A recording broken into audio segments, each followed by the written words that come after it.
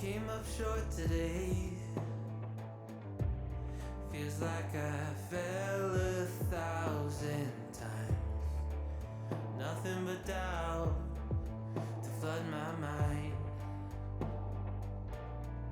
'Cause sometimes it's hard to remember why I ever started racing with my dreams. A restless December, feeling I was meant for more than I believed. I'll never surrender, rather try and fail and fall 1,000,000 times. I'm on my way.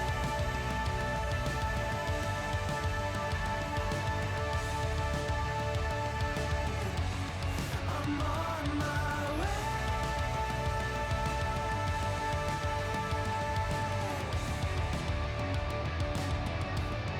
I know as close as I am now, I will struggle, I will shout. There's no stopping, there's no doubt. I'm on my way. There's no stopping, there's no doubt. I'm on my way.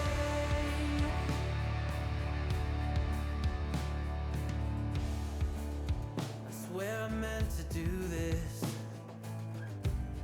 I'm told that love would never lie. Where my head has met my heart and they are beautifully aligned. But sometimes it's hard to remember everything I've done that's brought me to this space. I started with embers, now a raging fire is burning in its place. I'll never surrender, rather try and fail and fall 1,000,000 times.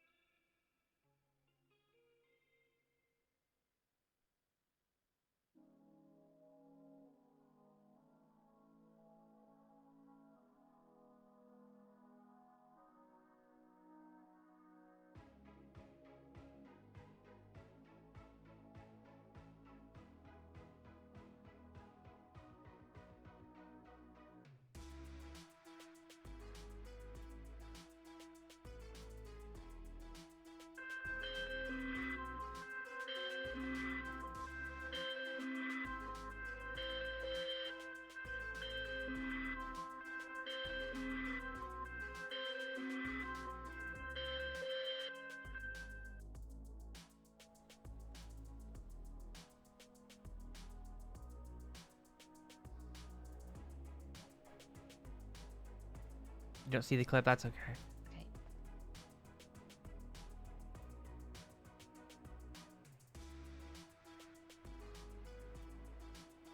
Alright, sorry about that. I'm not sure what I did there.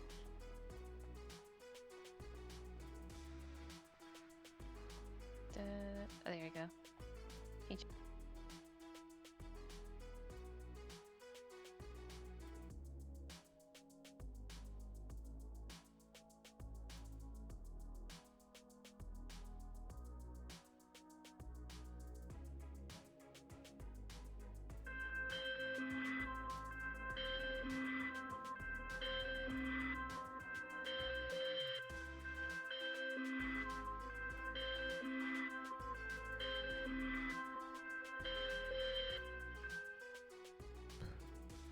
Where's that? Is that this? No, it's this. Yes. Boop, boop, boop, boop, boop.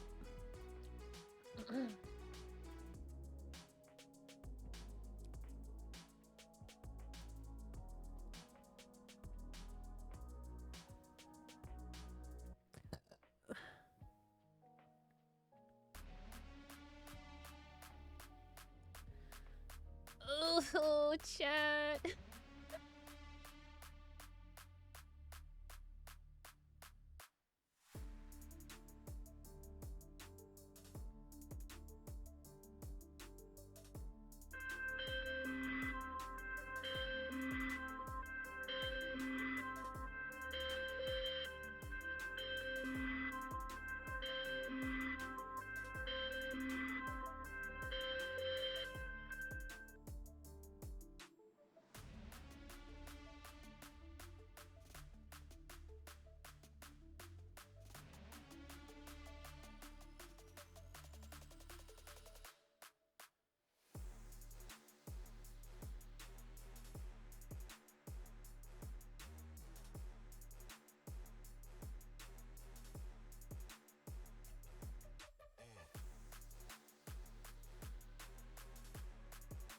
I think I broke it.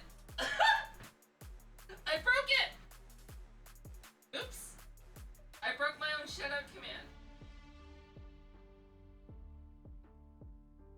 I broke it up. I broke it with Jarno. Hey, give me a sec. Let me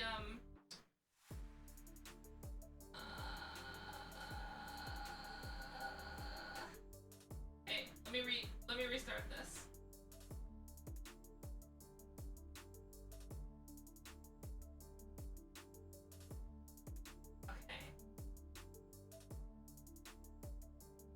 Hopefully I don't need to restart OBS. I hope.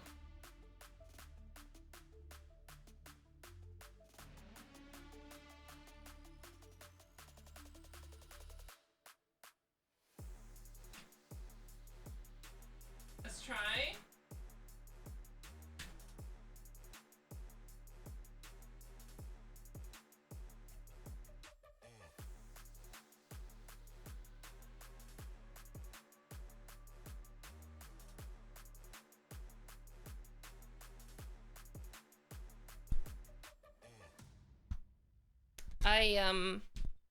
I might have broken it. I might have broken it. Okay, let me try with a known working. Oh, there we go. Did I just spell Rushzilla wrong?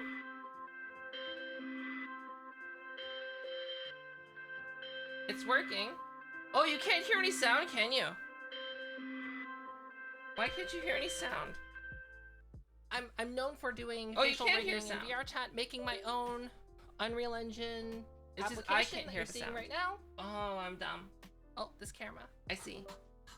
Hello. It's Hi. Me and me. Hello, me. Hi.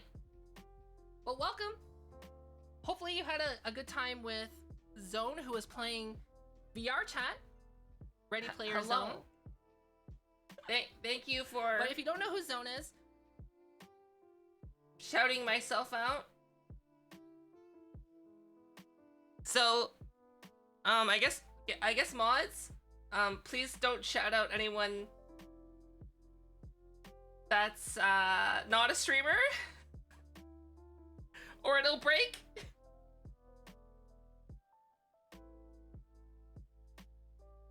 Let me plug my gloves in.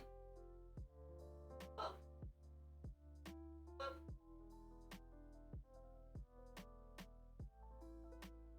It's good to know that it'll break. I'm doing it a different way. I'm not using Twitch Guru anymore. I was gonna use Twitch Guru, but they made it so that if you wanted to customize it now, you have to pay. I was just like, okay, this is good incentive for me to learn how to do it properly. So I did. So what's really cool about it is that I like how I can pull people's icons.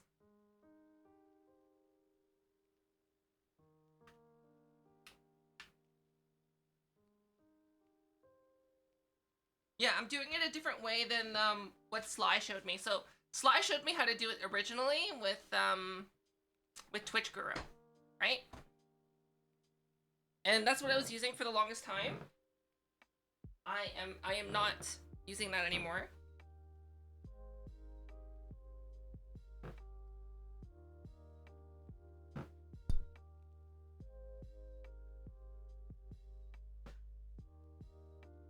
Do I need that light on? I don't know. We'll see.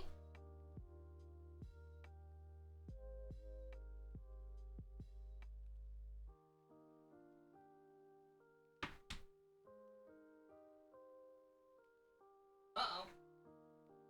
I didn't charge my stick. I guess I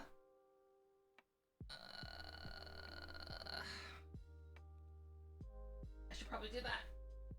Well, I'm not using it.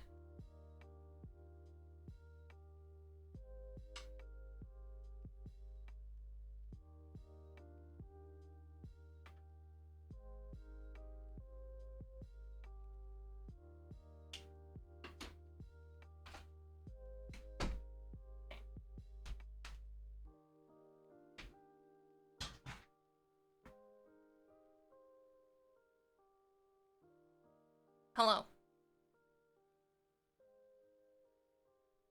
It's not that bad. You just need this, like...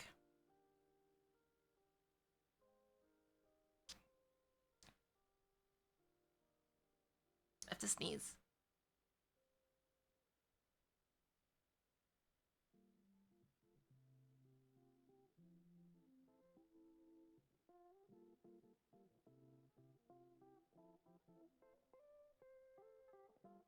Okay, so, I'm not against the paying part.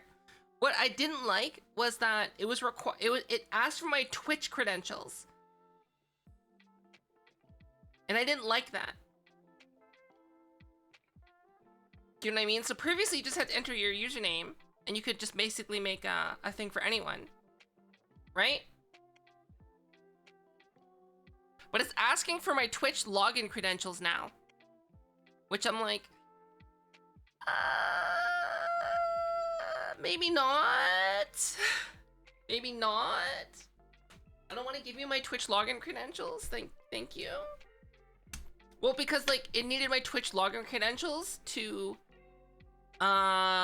basically how you paid was you paid by subbing to Twitch Guru's non-existent Twitch channel, which means they don't make video, they don't stream anymore. And but in order for you to do that, they need your Twitch login details, and I don't want to give them that. I would much rather have it hidden behind Patreon, right? Behind Patreon, something like that. That would have been good. Make it so that you had to like join their Discord or something, and then like if you have this sub role, like if you link your Discord up with Twitch or your YouTube as if you become a YouTube member, that would have worked. But no, they just straight up want my login credentials, and I don't want to give them that. Hi, Shiro. Thank you. Hi, Woody.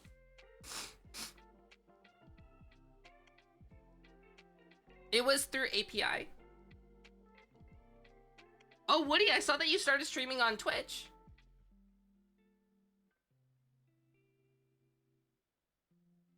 Hi, Snooky. Oh, Woody. Check this out. Okay, hold on. You guys don't know who Woody is? They just started doing some live streams again on Twitch, but you can generally check them out on YouTube as well, which you can probably find all their links and credentials on their channel, which you'll see in a moment. Check this out. It's your icon. Your icon is here. It's so loud, I need to turn that down. Give me a sec.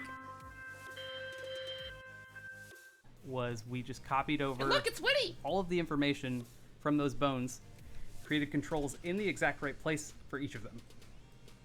Now that is wild. And you're last playing software and game development. Cool. All by hand before, with everything in Unreal. So then that's insane. So the way this works now, though, because I have all of these, is that I can sort of like. Bye, Woody. Thanks for calling.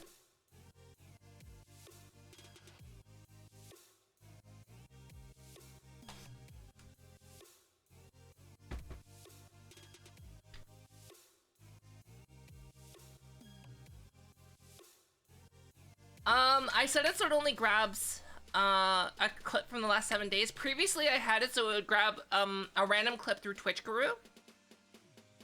But it was problematic because sometimes it would like pull a clip from someone from like 3 years ago.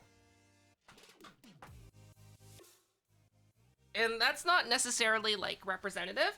So since I had to remake everything and make my own video shout out, that's not Twitch Guru, I figured I would set it to be within the last 7 days because I feel that's like a good time period, I think.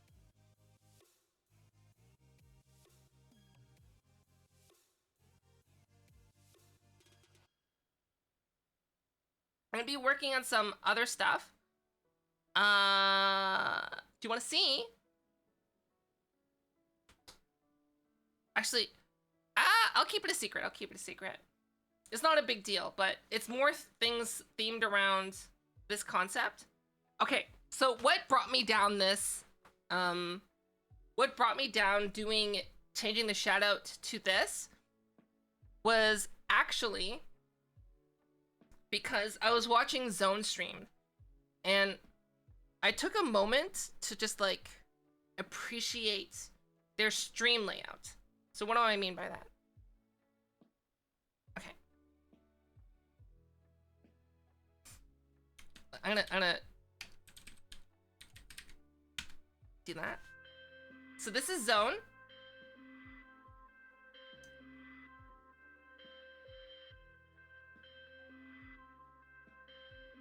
This is, I get the reason I set the rings like this because I won't always be doing the shout out. I'd be like in the middle of a conversation. So Zone right now they have a bunch of different personalities that you can see on their stream.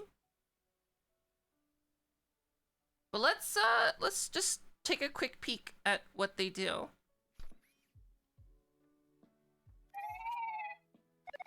So what I really like is I was looking at their stream and I looked at their About Me section. Hold on.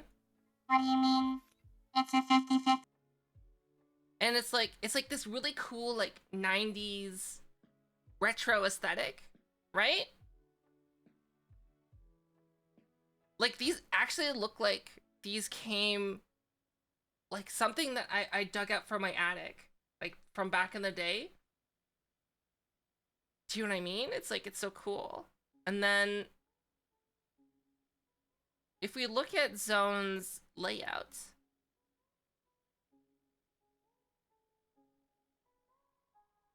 I liked, look at the border. So like originally I thought that like the border would be so, having something like this would have been so invasive, right? But it's like, it's kind of not, and it kind of really adds to it a lot. Do you know what I mean? Because it's like it's so minimal, but so eye-catching, but it also integrates all the important things. Versus like me, where I just have like this right here. So that's what kind of led me down thinking like, how can I change mine to have that, but like in my own way. So I'm working on like a new, so I fired up Photoshop. I should be using InDesign to do this, but I'm just so used to Photoshop. So I'm using Photoshop, and I designed some new things that are gonna hang around. So like, this is gonna vanish, this little number right here. And then I'm also gonna integrate like on-screen notifications. Like I know I have them right now that pops up like in a little box, but it's like it's nothing special because like everyone does that. So I'm gonna have it so that like it pops up with like a little thing. It's gonna be, if you're like curious what it's gonna look like, it's gonna be more in line with like the shout out thing, because that took a couple hours to get going.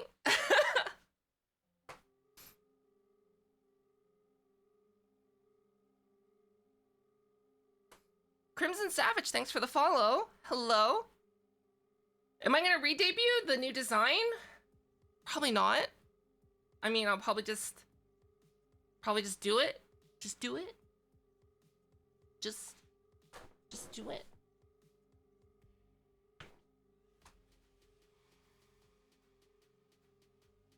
Make my dreams come true.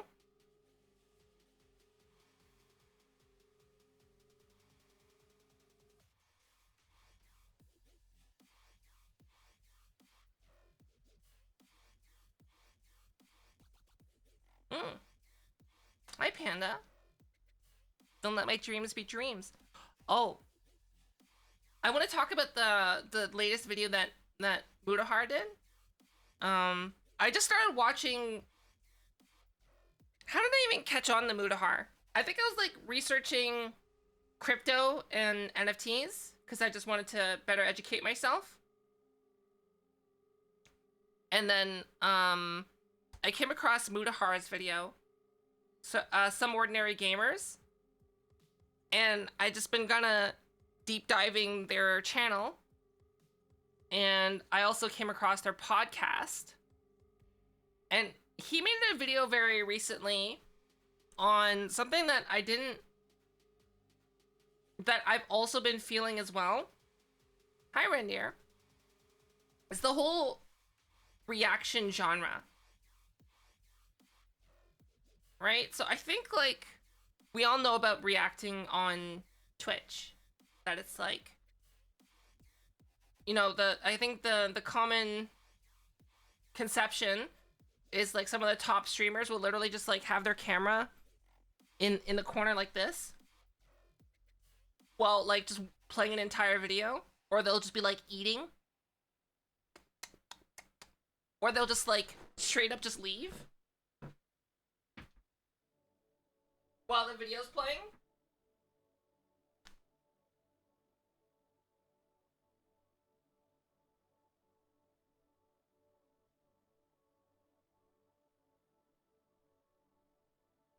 Which I think it's like, I think most YouTubers are okay with it for the most part. But what I've been noticing more and more of, which I think Muda actually hit the nail on the head on it, is when these same streamers will upload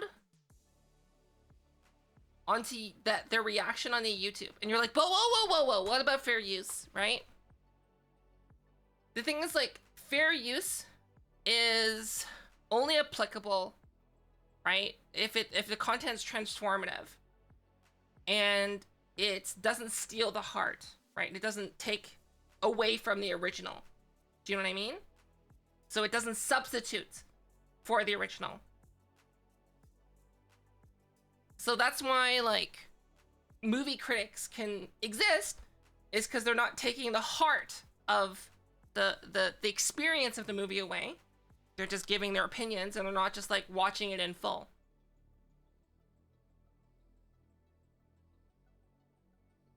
Because like I remember like a while ago, there was like a whole YouTube controversy of there were a whole bunch of like lazy reactors on YouTube that were just basically just putting their camera on and then just like watching other people's content. Basically, they wouldn't even say anything. They just make faces, and I'm just like, it's an odd similarity to what we're seeing on Twitch, but like, which is, I guess most people, like I said, are okay. And I think the main reason is because Twitch is a much smaller platform than YouTube. And at the end of the day, it doesn't really hurt a YouTuber's bottom line, right? So like, for example, if I was streaming on YouTube, if I was streaming here, right? And I said, okay, everyone, we're ending stream, so check out my YouTube channel. Like 3% of you will actually go to my YouTube channel. That's a fact. Only 3%. And I think like 10% is considered like a really good conversion rate. So like when you're reacting to, let's say if you're streaming to 1,000 people, like that's still like 300 people, right? What's that, 300 people? It's like 30 people, sorry. It's like 30 people. So it's not a lot. But the thing is, like, once again, Twitch as a platform is just much smaller than YouTube. Now, the problem, I think, is when you upload the video that you're reacting to in full with you just in the bottom corner. Because you're not really... You might, like, add a bunch of commentary on it, but you're still taking the heart of the video away, right?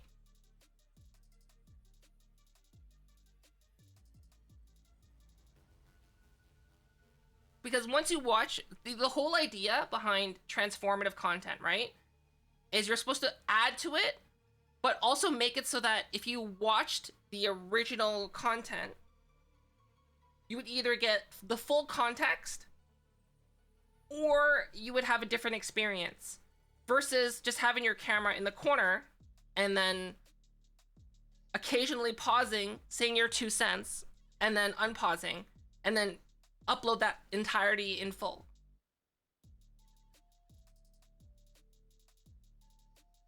Right? Hi, Carlos.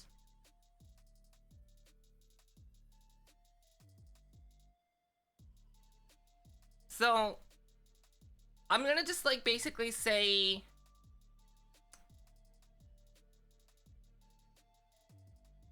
anyone, so like what would be like a gold standard, I guess, of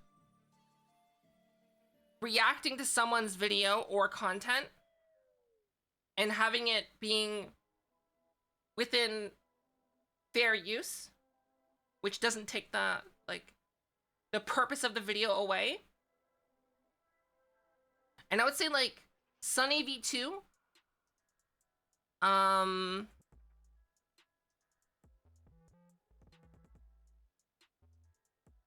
Sunny V2 would be a good example.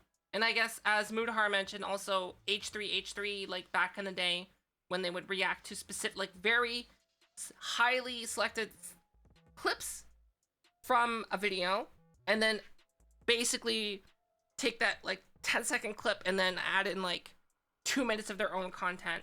And they would only show maybe like out of a 10-minute video, they would only show like 2 minutes maximum of the entire thing, right?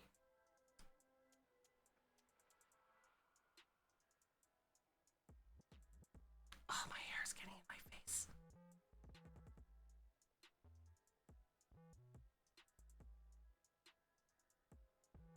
QR code? I don't think it would work. They would probably just put, honestly, I wouldn't put it past reactors to put their, if you put a QR code, for them to just put their camera over your QR code. So what I will say is I'm fine with Twitch people reacting to my content, which is like my content's tutorial content, right? And I don't think this, I'm gonna personally experience this issue. Because like, why would someone react to tutorials, right? But what I will say is that if someone were to, let's say, upload my video in full and camera there or not, I am going to either partially claim or fully claim their video on YouTube. Because it's not transformative. If you're uploading someone's tutorial in full, commentary or not, you are basically operating outside the realm of fair use, because you're basically you're offering a substitute for my video versus making it transformative and a new piece of content. Is that a hot take? I don't think that's a hot take. It's probably a hot take for some people. Watch this, like, a thing on Twitter now. This VTuber said they're gonna DMCA strike my content if I upload it to YouTube. And I'm like, I didn't say that. I said I would claim it or partially claim it if you upload my video in full.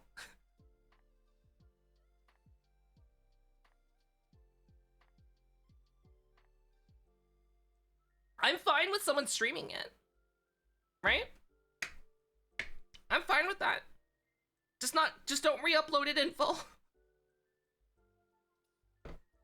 I would be more, well, I wouldn't be happy about it, but like if someone were to like say find one of my tutorials, pick out like 30 seconds out of the like 5 to 10 minutes that the video is, right? And just basically say how I'm a moron and like I'm doing all these steps wrong and like this is what you should do instead.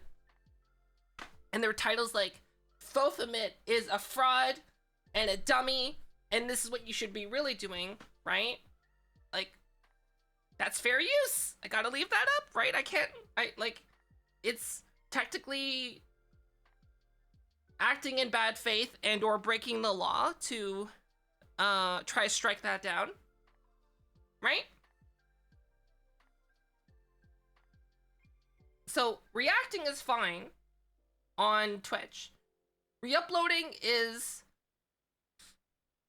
not always the greatest. And like I've been thinking about this and like what I've been doing instead is I've been noticing like re-uploaders of other people. Actually, you know what? You know what's another really good example of someone who does transformative content would be Penguin Zero, aka Charlie. Even though I know Charlie just watches the video in full on Twitch, right? When they watch something, they only show selective clips, and then they will. Most of the video would just be of them in an entirety.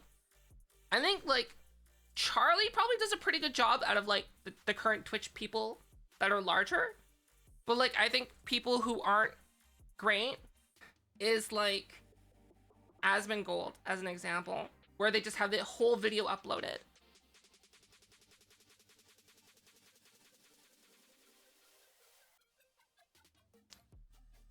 So what I've been doing lately is, when I was looking up some certain things, right, I would get recommended like an Asmongold video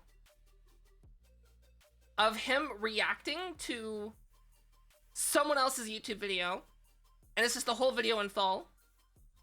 And then most of the time it's linked in the description. So what I would do is I would just click on the video, but then look at and click on the video in the description and just stop watching their video.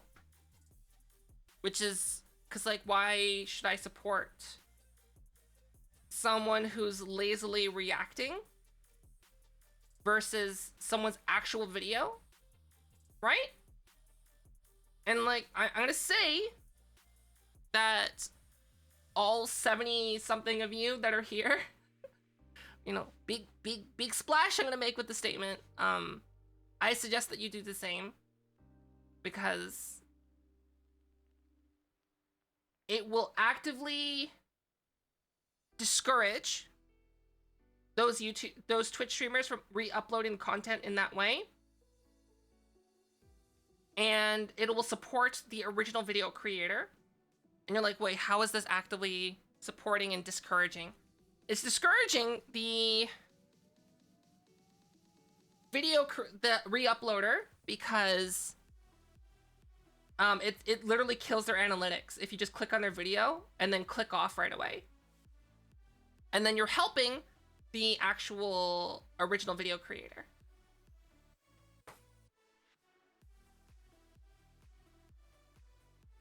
The thing is, though, is that on TikTok, they don't make any money. And I don't know what's going on with TikTok, but like a lot of the interactions on TikTok just are very strange. If that makes sense. Like, isn't it strange that there's some TikTok creators that have like 10 million followers, but then they like live stream to 30 people? Isn't that weird? Right? Isn't that weird? That's weird.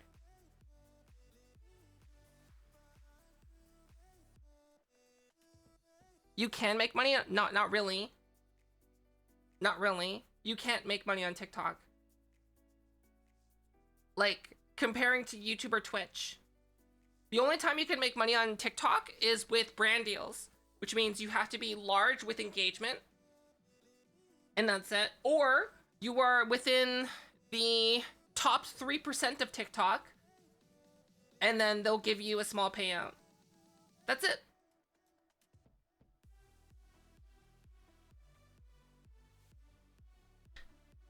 But like, the thing is though, is that I don't know, it just seems, I just get this feeling that a lot of the TikTok numbers are inflated. Do you know what I mean? Like, it doesn't make sense that there be such a disparity between views on people with multiple platforms. Like, not saying that it's all like that. It's just weird. Right? It's strange.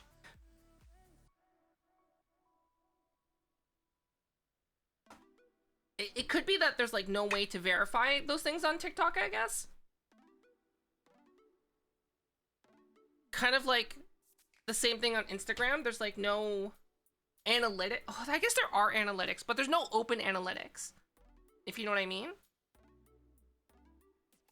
Because like you can buy followers and likes and comments on your Instagram. And like obviously if you have a lot of money, you can fake it till you make it for the most part, but it's like for most people it seems weird. Hi Sniffles.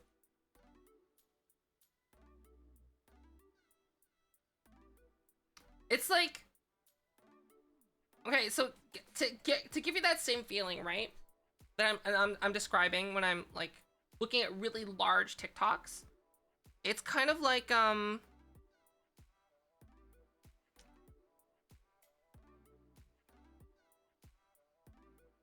what's the tutorial thing that does MMOs? There's this MMO stream that has their own wiki. Actually, I'm just gonna look it up.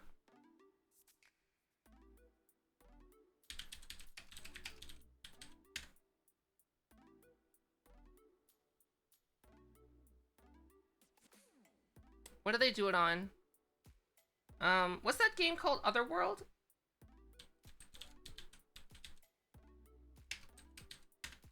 What's the Amazon MMO called? Hold on. Amazon MMO. New World, okay. New World Wiki. Fextra Life? Is that what it's called? Yeah. Fextra Life. Here's a take. It's more damaging when a site like Twitch pays people poorly. Twitch needs to work all day to be a platform. YouTube at the end of the day is technically free video hosting. I'll talk about that in a moment. Okay, so Fextra Life. So me watching like large TikToks and like checking out the creators gives me the same feeling that I get when I look up Fextra Life. So Fextra Life is a Twitch streaming channel that normally streams to like 10 to 30,000 people at once, but their stream, like in terms of chat, is the same as mine in terms of how busy it is. Right? Isn't that weird? Isn't that weird? So you might be going, well, I can't believe we're calling out. No, they're not botting. So what Fextra Life does is they are like the wiki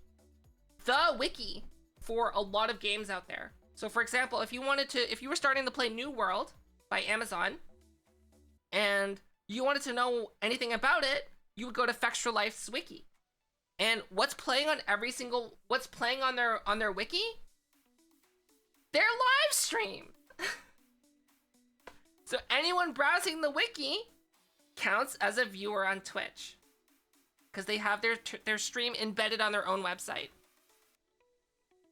So anyone that's browsing the website is technically watching the stream, right? So it's like, that's how they get those high view counts. So I'm using that as an example because it's a known on how they get their views. But like for these TikTok creators that have other platforms, but have like, and they actively make content on other platforms, but for some reason, like their content's not like kicking off anywhere other than TikTok. It's weird. It gives you that same feeling, but the thing is you don't know why their TikTok content is exploding so much. Okay, so Twitch. Twitch is a platform. Honestly,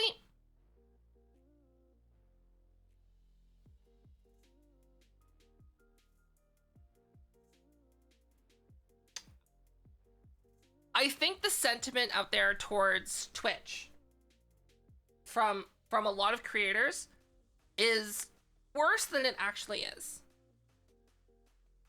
Right? So like right now there's a lot of VTubers in particular who disagree with the dress code policy.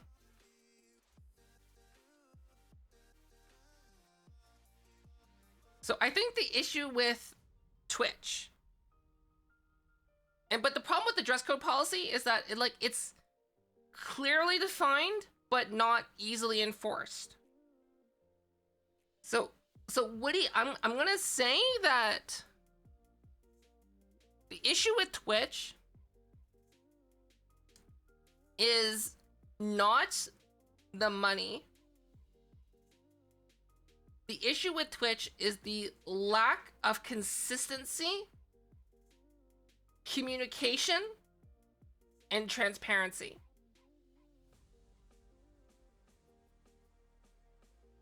So like if I had a choice, right? If I had a magical switch that I can pull. If I had a magical switch that I can pull, and on one side I can choose creators get paid more versus creators have better lines of communication or more communication from Twitch, more consistency in terms of enforcement of their rules, I would choose this over the money.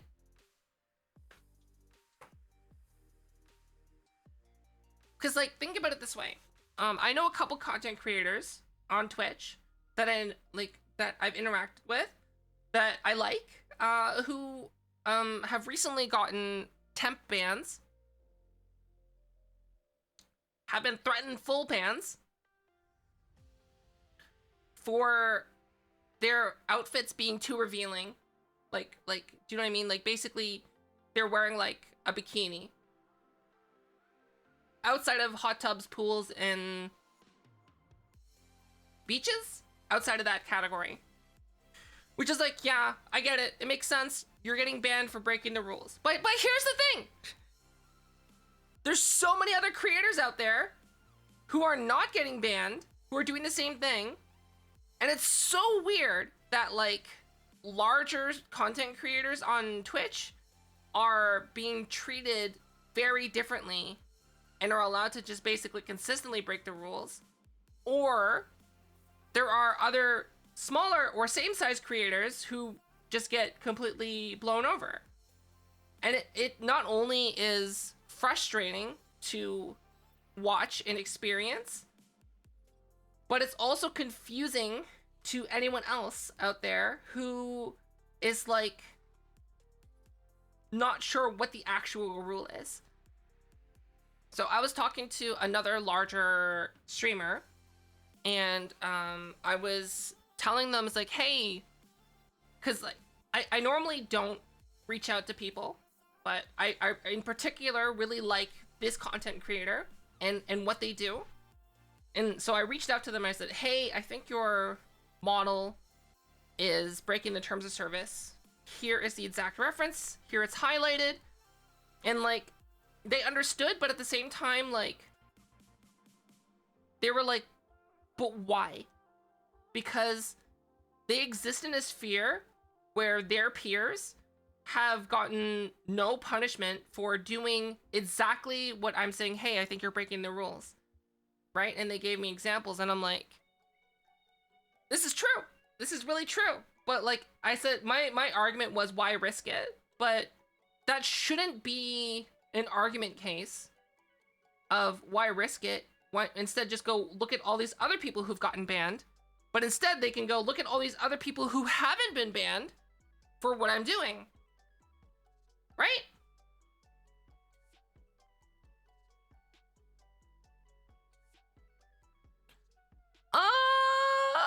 Okay, so, like, there's another, I'm not gonna pull them up, and please don't mention any names, because that's technically violating, like, the hate policy. But there are some ASMR streamers, maybe in particular one that advertises themselves as a VTuber when they're clearly not a VTuber.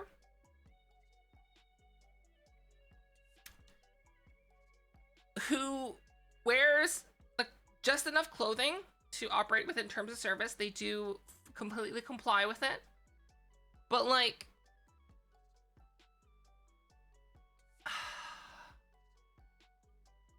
I think ear licking should be banned off Twitch. Like, I'm just gonna say it. I think it should be, because it's sexual in nature, right? Not only is it simulating the sound of oral, not only is the ear an erogenous zone, not only that most people enjoy IRL having that part of their body touched in that way, right? And the whole point of ASMR is to give you, like, the tingle and that same feeling. So I just don't understand how ear licking is not sexualized content according to Twitch's terms of service.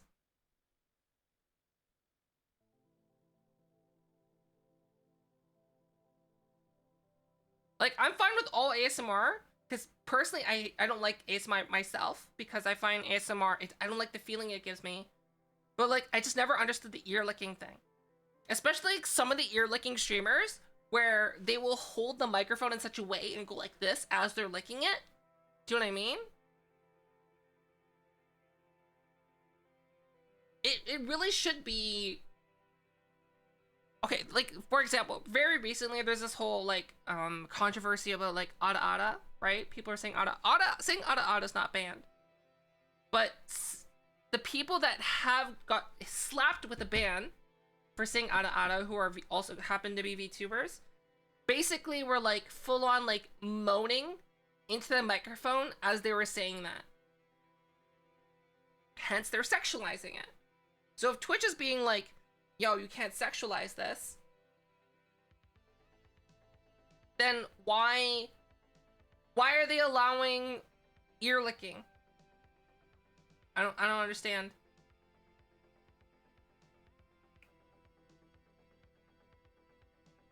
Cause it's, and I think the only difference is that,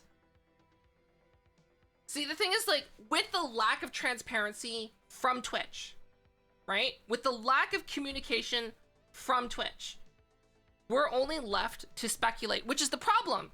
And that's where theories like this, which is probably, like, we don't know if it's true or not, but it's like the only thing that we can rationalize why there's such a lack of consistency here and why there's such a lack of transparency.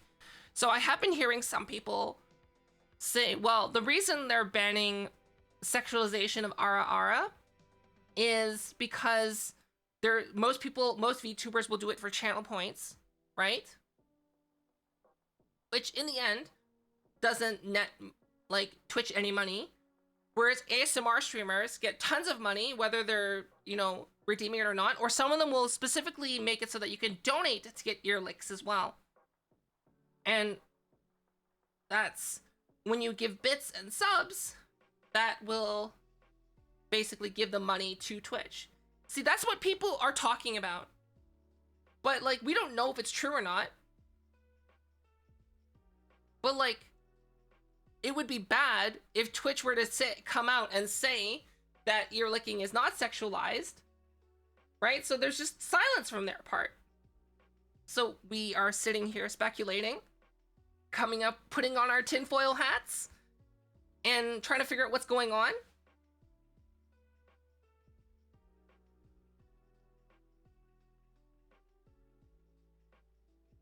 Like, I would just like, like some kind of statement basically on that, but there's nothing. It's just everyone just like grabs their tinfoil hat and like gets their bulletin board with red string, and they just start like connecting all the things and be like, this is why. No one knows.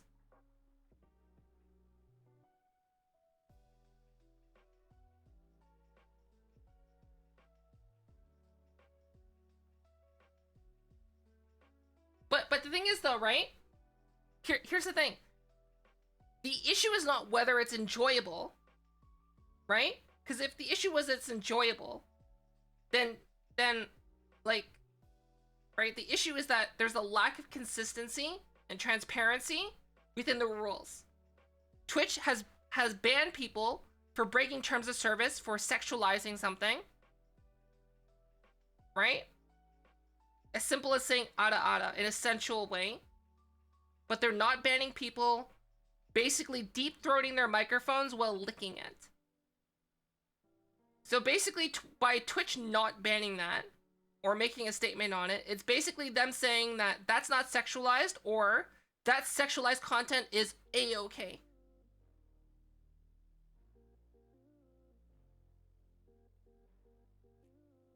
Right? Not acting is a form of communication.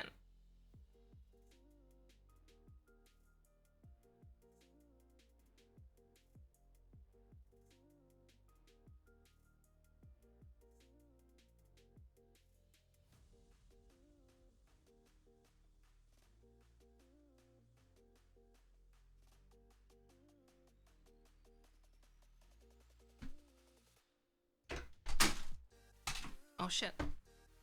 No, see, I'm fine with vague communication.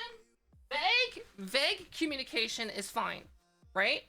So I think we can all agree that YouTube has very vague communication, right? We can all agree with that statement. YouTube has very vague communication, but here's the thing.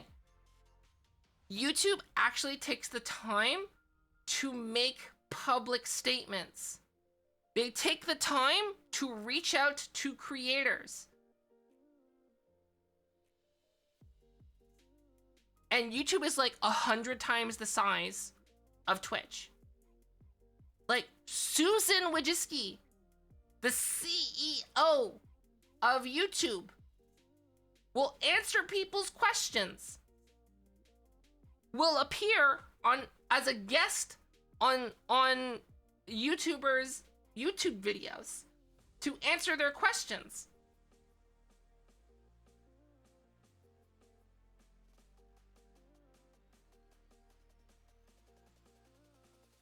Isn't that insane? Nothing like that happens on Twitch.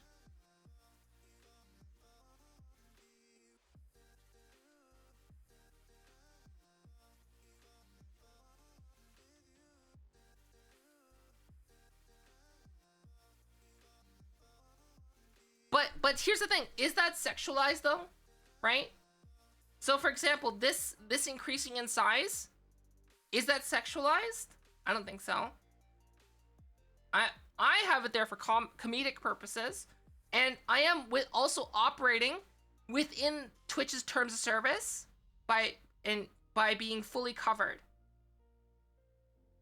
And my argument for that is that I am making them so grotesquely large, not only to make a point of, like, this whole focus on booba, I think is kind of weird.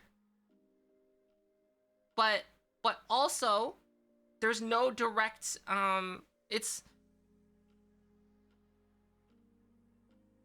yeah, basically that's the reason. It's, do you know what I mean? It's like, it's meant to be comical. It's not meant to be, like, serious in any way.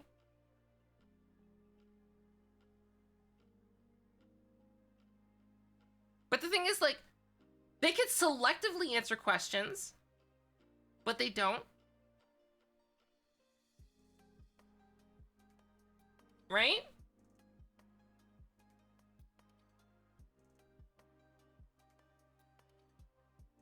Like, hell, there's people who are streaming that get banned that don't even know why they get banned. Like, really, there's people, like, I'll be watching their stream and I find out that that stream got them banned, and I'm like, I don't understand why they got banned. They don't understand why they got banned. And when they ask, why did I get banned? They get nothing. Which is like, you know what? It's within Twitch's rights to do that as a platform because they're a private platform, and they can literally ban me because they just don't like what I'm saying. They could ban me for, because they don't like the color purple. Right? I'm not entitled to be on this platform. But, like, it's sad to see a platform as large as it is, with such a great community, being brought down by just just the basics. Like, I don't care about the money. Like, the money's nice, don't get me wrong, right? It's nice when I see this number increase, because that means at the end of the month, things will be nicer. You know, it's nice when someone gives me bits. By the way, Better5, thank you so much for the 1,000 bits earlier. You know, it's great. It makes me feel good. It directly supports me. But here's the thing. I don't care about getting more of a cut. Yeah, like, do I care? Yes. But, like, like I said before, if I had to choose between getting more money versus having more consistency, more transparency, more communication, I would choose that. Hands down. And I think most creators would do the same thing.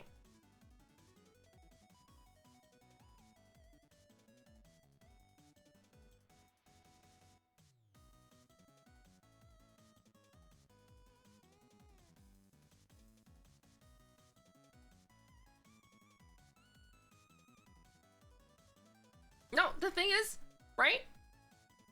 Who cares if their fan base, right, is doing it? So, like, for example, if, you know, Twitch decides to be consistent with their rules and will make a what they should do is this: make a statement that we've heard the community's feedback on sexualization of content, and to be consistent with our rules, we're going to be banning ear-licking ASMR, and we're going to be updating our rules on that. Right? And like they can say like oral simulation. Like you can't do oral simulation, which that's basically what it is.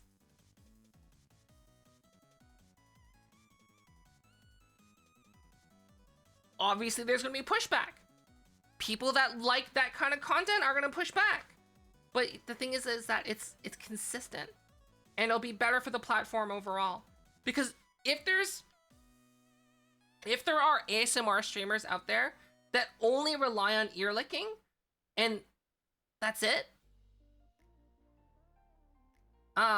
it's a fault on their own, and not the it's not the platform's fault, right? They have to change with the platform. Because like there's more to ASMR than simulating oral on someone's ear.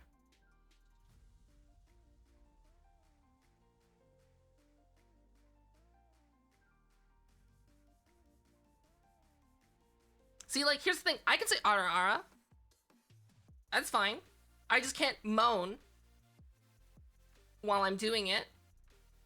Like, technically, you could say, you can get banned for saying hamburger.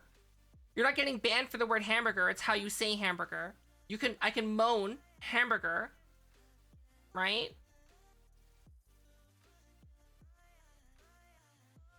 The thing is, though, is like, there's a lot of Coomers. Here's my answer to that. If you're coming to Twitch to get your to rock your pants, you're on the wrong platform. Obviously I can't stop you, because I recently just learned what tributing is. I learned what that is. If you know what that means, please don't say it in chat, but I recently learned what tributing is. So obviously you can't stop everyone, but like, Twitch is not a porn site.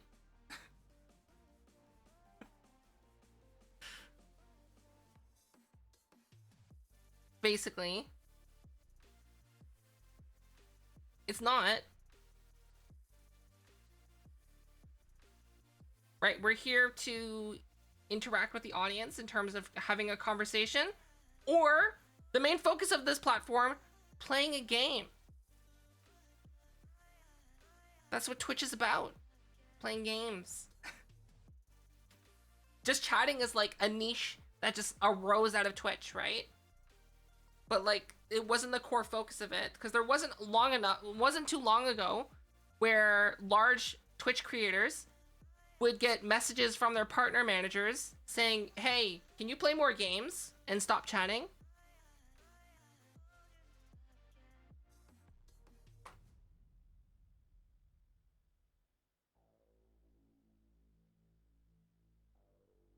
So like, obviously there's going to be people here that come here for the sole purpose of tributing their favorite streamer, who can give them the best borderline sexualization content, like riding on a giant pickle while simulating oral sex on a microphone. But that's not, and like, I guess it makes sense because, like, you know, in countries where certain hub websites and hamster websites are illegal to access, that makes sense, right? I guess, like, you know, you gotta go somewhere. But my answer to that is get a VPN. That's it. Just get a VPN. Right? It's cheaper than watching someone on Twitch.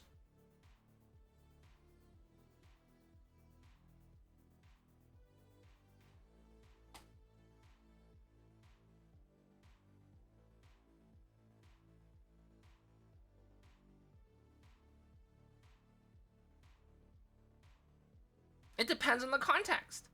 And the thing is, like, here's the thing about the whole ara ara thing. Basically, this is the thing about how content works on the internet. someone will come up with something, right? And someone would come up with like the best, like RR that sounds like the best, right? But when it comes down to content, people will always try to push it further. And in this case, it got pushed into how sexualized can we make that phrase and skirt the line, and how close to, basically, they're Icarus. Being on the internet sometimes is like being Icarus and seeing how close can you fly to the sun. And in this case, like, the line was found, essentially, for that.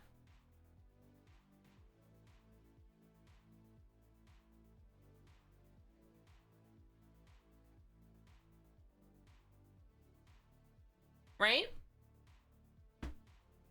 I'm not really good at changing my voice other than an old lady voice. I can do a voice like this, but that's about it. Other than that, I would have to use a voice changer. Which I can do. Let me get the voice changer on. Do I have it open? Hold on. Boop, boop.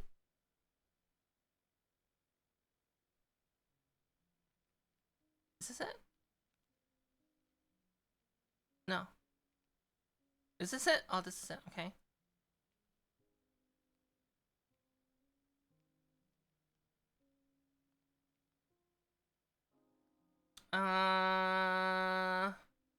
Is it this one?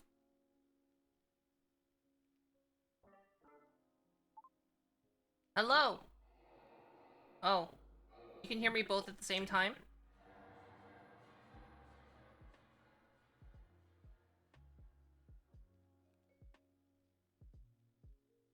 Sec.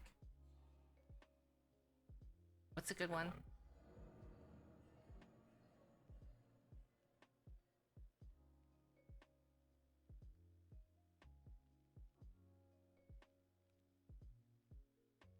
Hello. Oh, there we go. Look, my voice is, you can hear me at the same time because I don't have this set up properly. But like, look, my voice is deep now. Wow, you can hear it at the same time as my own voice. So exciting. Wow. Wow.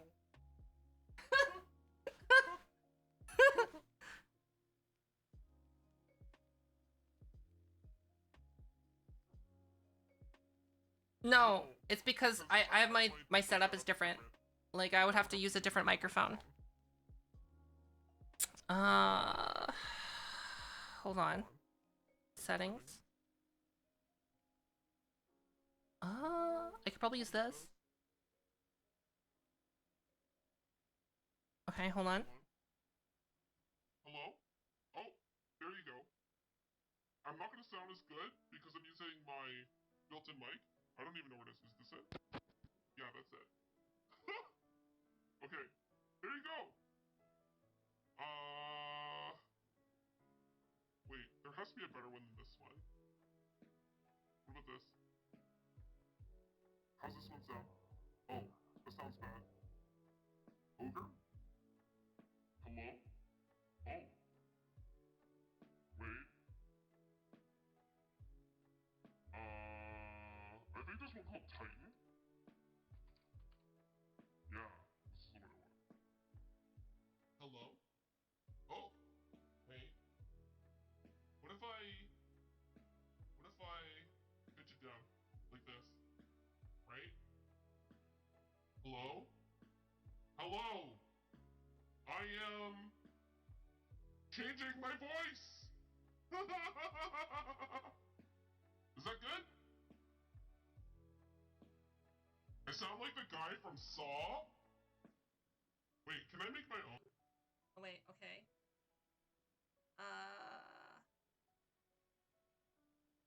Oh. Is this changing my voice? No, this is my normal voice. It's just the microphone is bad. Okay. This is what built-in microphone sounds like. And how do I change the pitch? Like this? Oh. You can hardly hear me? Ah! I don't know how to make the volume of this louder. Hold on. use this mic. Hello? Okay. Hello. Hi. Hi. Hello.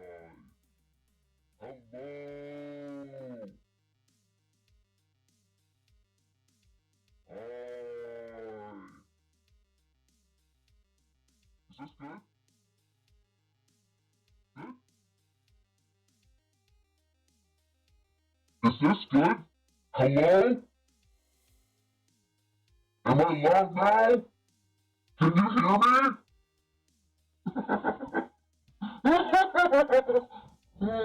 Good?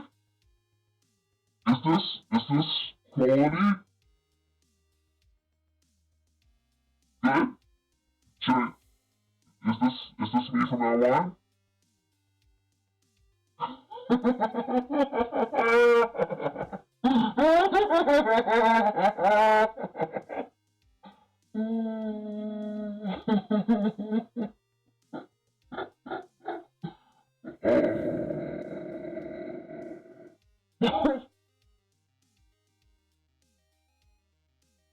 Wait, what's this? Double pitch? Hello?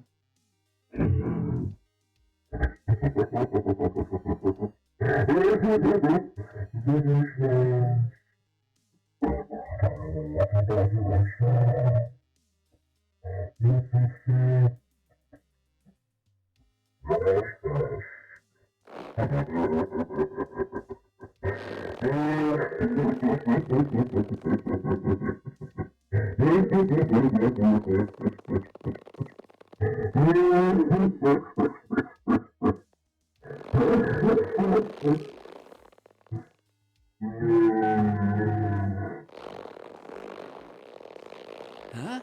Gary?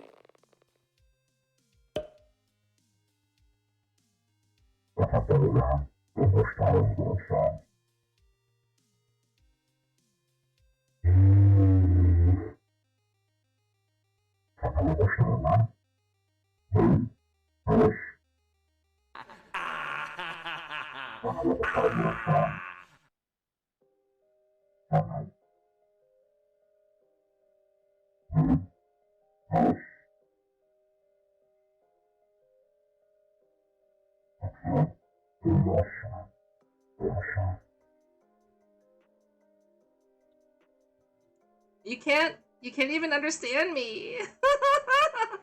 It's too much.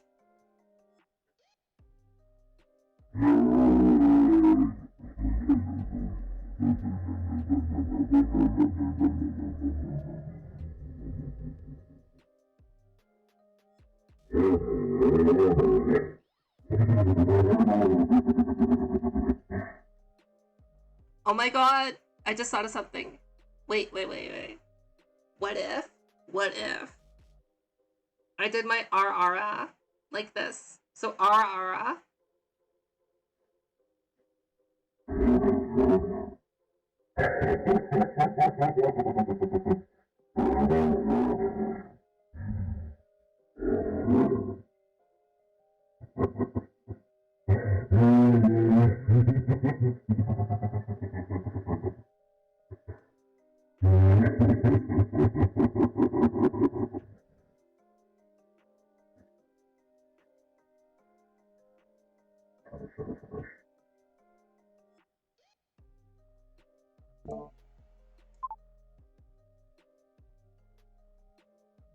That's enough of that.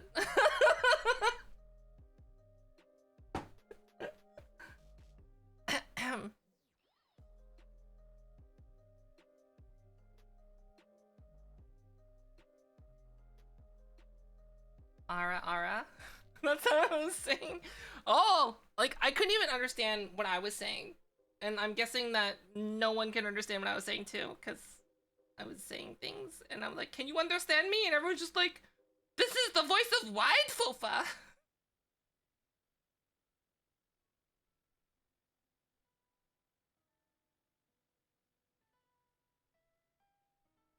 So I guess bad microphone reveal.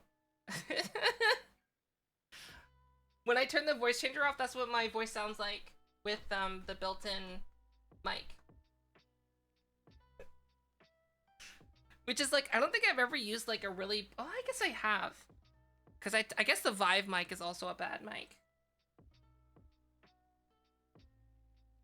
It was really just tones. I see. I see.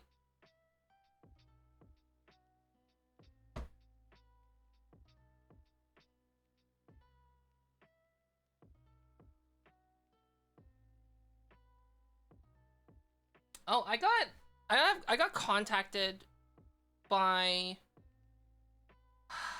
Okay, so I was featured in an article by PC Gamer. And originally I was contacted by Tyler from IGN. No, from PC Gamer, sorry. Tyler from PC Gamer. And so they're actually associated with PC Gamer. They have the check mark on Twitter, which means that they're officially employed by PC Gamer. And I read their articles, and their articles seem pretty okay. I was recently contacted by a freelance journalist. Doesn't have a lot of articles posted. And I was like, So I guess my advice for anyone out there is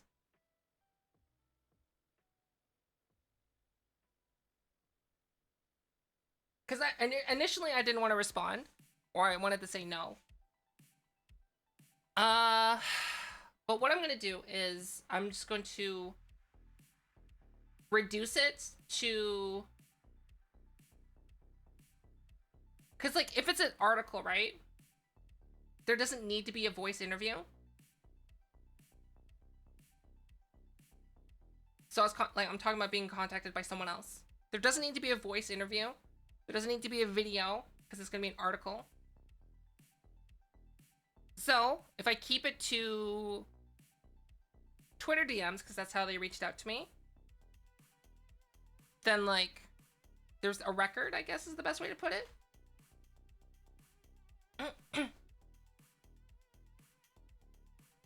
I could automate that. I could. Because, like, I don't know. It's... Journalism these days has turned more... I don't know. It's like... It depends, right? On the writer. This person who's reaching out to me since they're freelance, they haven't written a lot this year.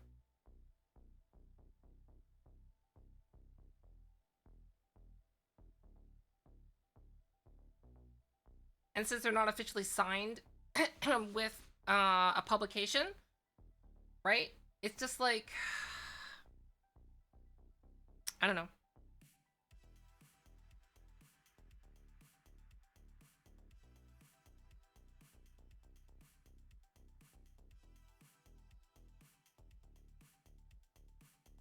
Well, I'm choosing to keep it to text, specifically over Twitter, because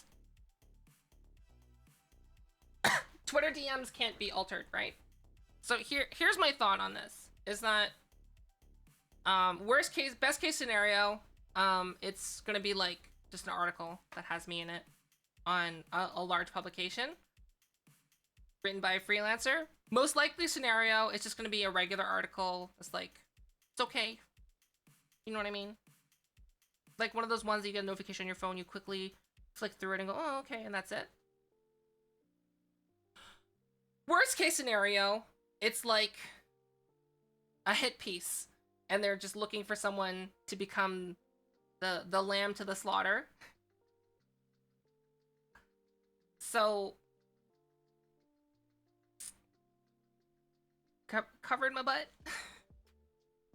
Because the way I see it, right, if it becomes a hit piece, like there could be some blowback, but in the end, I could turn that into content by, like, I guess spilling the tea and showing the DMs, and I think that'd be better in the long run. So that's my approach to it, basically, because like I know I'm not doing anything wrong, So as long as I know I'm not doing anything wrong, I haven't done anything wrong, it's win-win no matter how it goes. That's how I view it.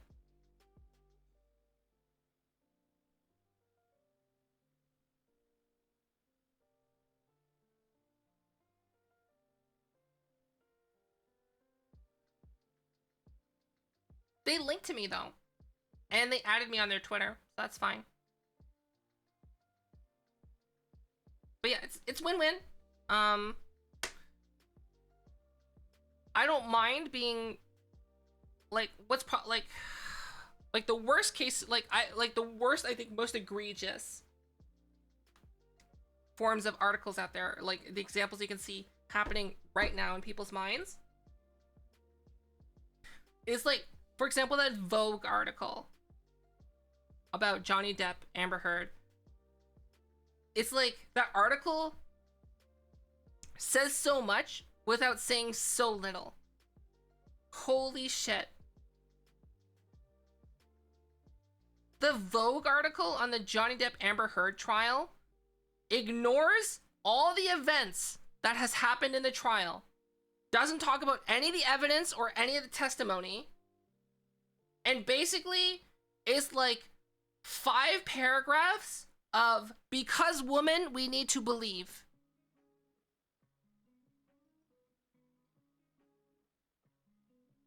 That's what the article is.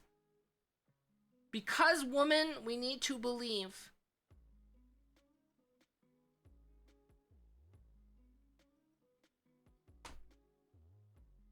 So like, and that's published in Vogue. Vogue. That's insane.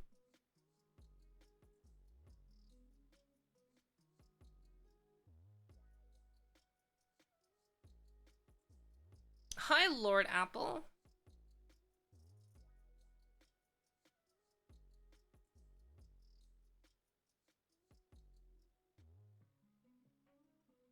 No, see, I read it. I read those articles, right? Obviously, what's probably going to happen is Vogue has just hired this freelance person for Vogue magazine to write that article for clicks. And then if they ever get backlash, they will, they'll fire that person, right? They'll fire the freelancer that wrote that article for them on Johnny Depp Amber Heard. See what I mean? They're trying to play both sides, in a sense. They're trying to win-win it. But here's the thing, right? Like, yeah, it's like, oh yeah, we fired that person. That article still needs to be approved by an editor, right? It's not like a freelancer can just publish whatever they want to Vogue magazine, right? It needs to be approved by someone, and that's been approved, which means that represents Vogue. That opinion represents Vogue magazine.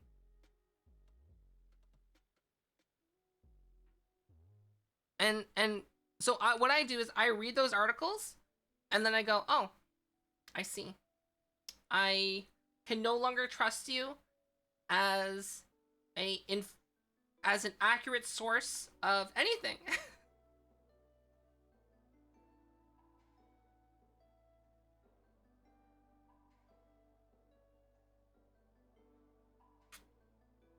What do you mean you wouldn't read into it? Here's the thing. Who are the people making policies right now? Who are the people in government right now?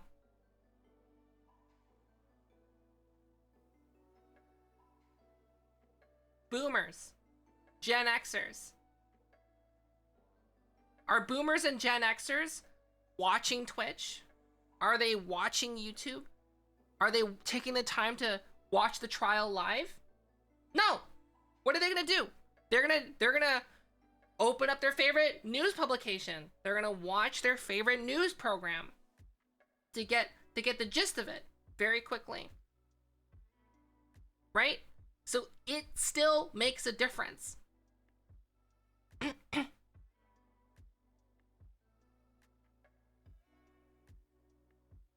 So it doesn't matter what the jury says at the end of the day, right? What matters is the people in policy, the people that make policies and in power do it. And the problem is, this is a compounded issue that we talked about before, which is the problem is our generation. The problem is the people that after Gen X, the millennials, the Gen Zs, the Gen X, whatever. Right? And you're like, wait, what do you mean it's our problem? It's our problem because most of us don't vote. Right? We don't vote. Statistically, we don't vote. Why? And there's so many people who moan and complain about this and that, when in reality, it doesn't matter if you don't vote. And I think a lot of people will get, and like the people that do vote, get stuck in this mentality of, well, it's this or them, or I don't want to vote because I don't like either side. Here's the thing, right? If you're in the United States is traditionally a two-party controlling country, right? It doesn't have to be. Vote for who you align with. If you align with, like, let's say the Green... Did you know there's a Green Party in America? There's a Green Party that technically, according to I side with, I looked at their policies. I align with them way more than I do the Democratic Party. Right? But parties aside, right? Like, for example, you could take the thing and you could be like far right-wing libertarian. I don't give a shit. What matters is that you should be voting for the party that aligns with you instead of voting for, well, I'm just gonna, it's lose-lose anyway, so let's choose the lesser of all the evils. No! Because here's what's gonna happen. You're gonna vote for a party that is not one of the main parties, right? And then your party's gonna lose. Cool. But here's the thing. If let's say Republicans or Democrat win, but like 15% of the vote is going to like this obscure whatever party that for some reason people are voting for, right?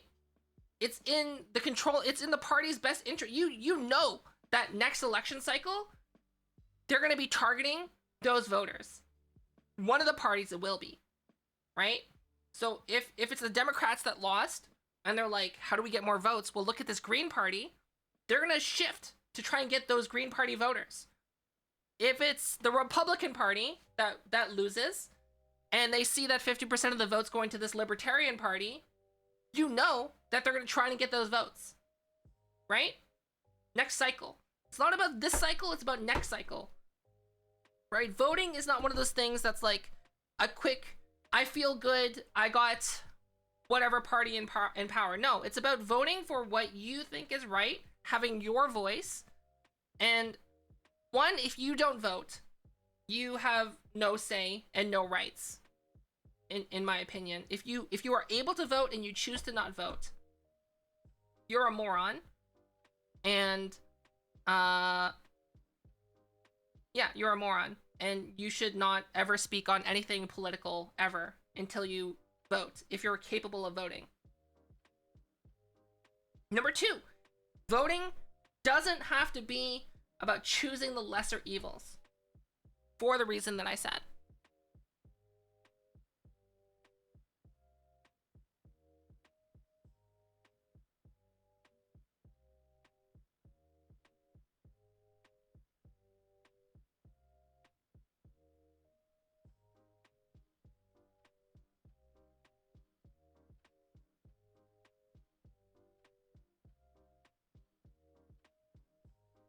Tanuki, I just explained to you exactly how it works.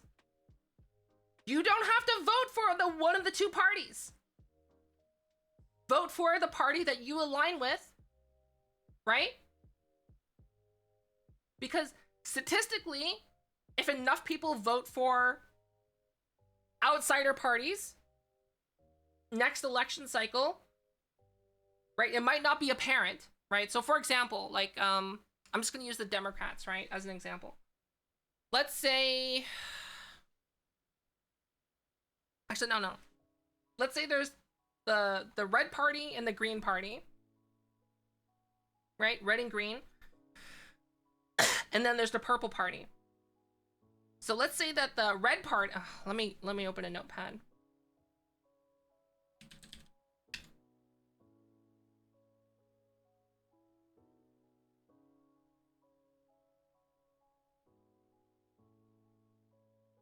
Okay. So here's the thing. Let's say if red party gets 30, let's say, I don't know, 45% of the vote, then the green party gets 40% of the vote, right? But then the yellow party, which is the fringe party,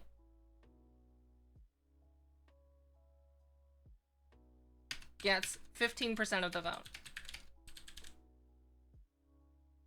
Right? So obviously here, the red party wins. But here's the thing. If you were one of the people who voted for here, so let's say if their policy is no color mixing. No color blending. No color wheels allowed. Right? Color wheels allowed. If you don't know what a color wheel is, it's like a thing for talking about color theory. And then here they go color, then they go here, they go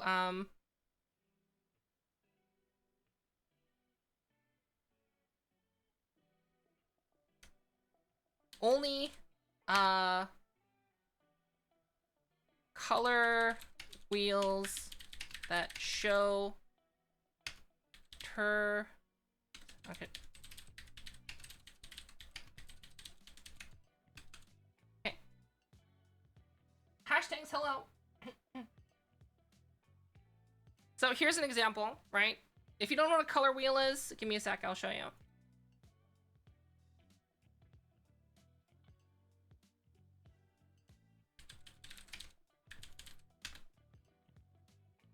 This is what a color wheel is. Okay. This is what a color wheel is.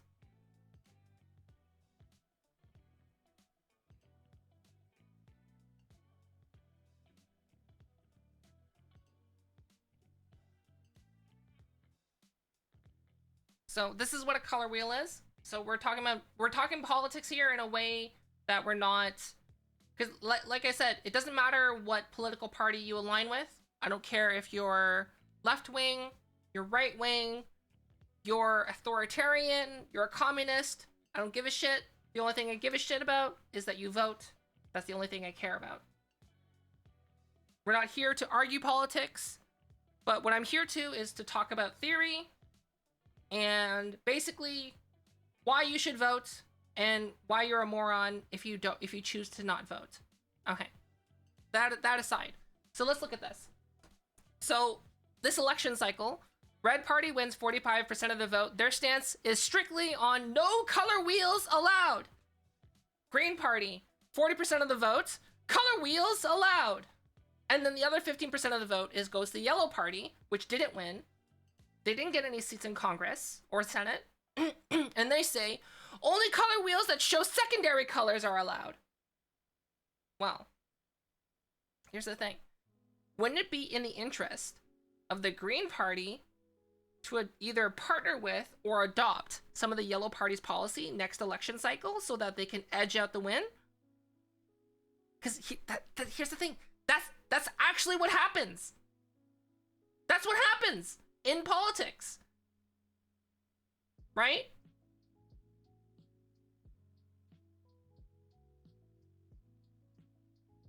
So, like, in terms of, like, who you should vote for, it doesn't matter. I'm just giving you, like, I'm only making this argument for the people that are saying, I'm not gonna vote because voting for anyone is cringe. Then just vote for who you want to vote for, right? This is an argument that is trying to convince people who choose to not vote for I don't want to choose the lesser of two evils to vote. Are you throwing your vote away this cycle? Yes, but here's the thing. Next cycle, it will make a difference. Now, like, let's be clear here, right? Like, imagine, that, like, the yellow party is this, and then there's the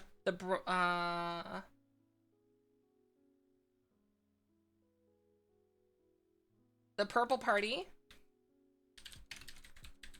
that gets 1% of the vote, and they vote for,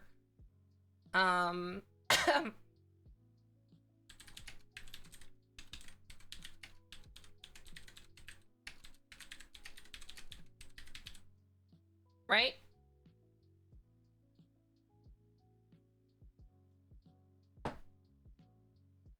So, like, let's be clear here. Like, if you have, like, super fringe ideas, I'm not saying you shouldn't vote. You can vote, but temper your expectations by looking at the results, right? If the green party and the red party are both talking about color wheels, and yellow party is all, like, also talking about color wheels, then all of a sudden there's the purple party that comes in and goes, time travel research robots scary! You're entitled to vote for them, right? That's your right. Just know that maybe your vote's not having a lot of impact, which is fine, because eventually when, you know, lines are more closer together, it's a much tighter race, you know that someone, you know that one politician is going to talk about time travel research robots are scary. It will happen eventually. So just vote. That's the only thing I say, just vote.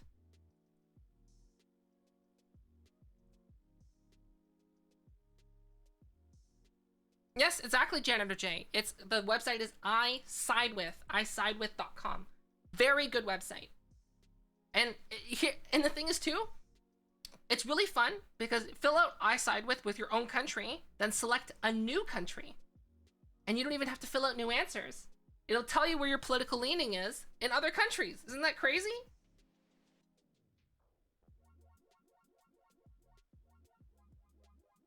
So, I'm saying this because where I live in Canada, provincial elections are coming up right now.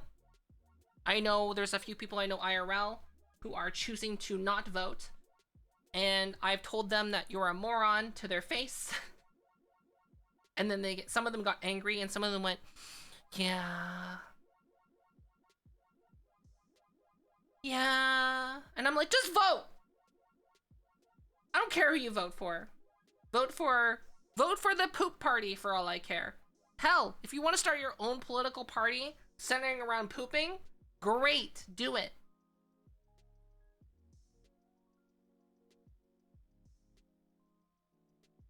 Wear a hand? Oh, I didn't have my hands up. So, that's what happened. You missed out because I didn't move my hand up.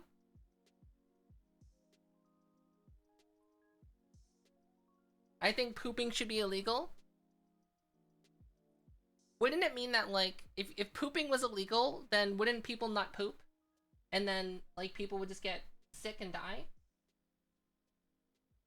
Right? Anyways, the thing is, you should vote. Voting is important. Doesn't matter who you vote for, just vote. There's no reason to not vote. The only reason to not vote is if you are incapable of voting, physically or legally. But if you are able to vote legally and physically, you should vote. Hell, vote. If you're in the United Kingdom and you hate all politicians, just vote for Vermin Supreme.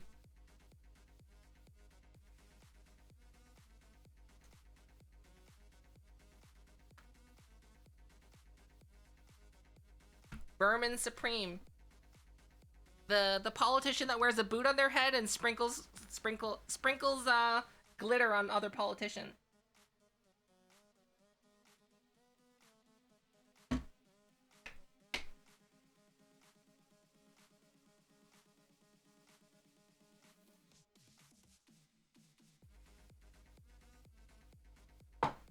Vote for your favorite VTuber.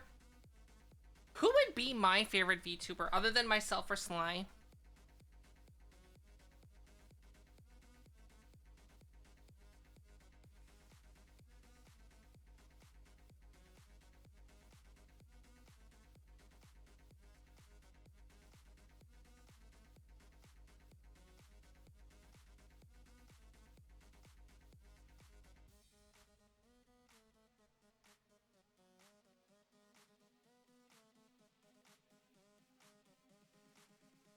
I don't know.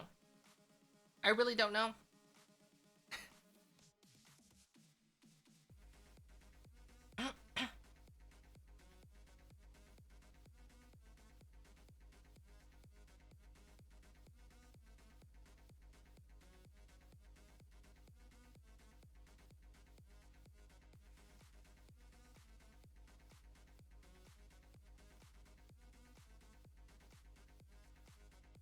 Hey, Crone. Thank you for the resub. Thank you so much.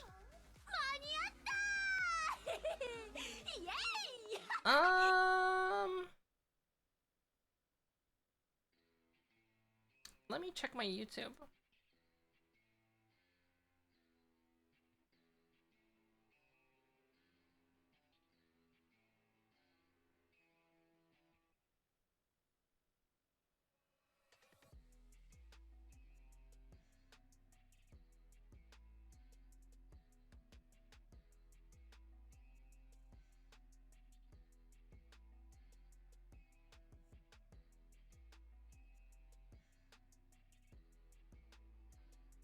Okay, I'm gonna define my favorite as who's been around the longest that I've watched for a long time. Right? There has been no lack in, like, there's been no gaps in me watching their content. And I would say, because of that, so the one thing is there has to be no gaps. And it has to be someone that I watch a lot. So I'm gonna say my favorite VTuber is r/, but I don't think r/ would define themselves as a VTuber. But I would say I could argue the case that r/ is a VTuber.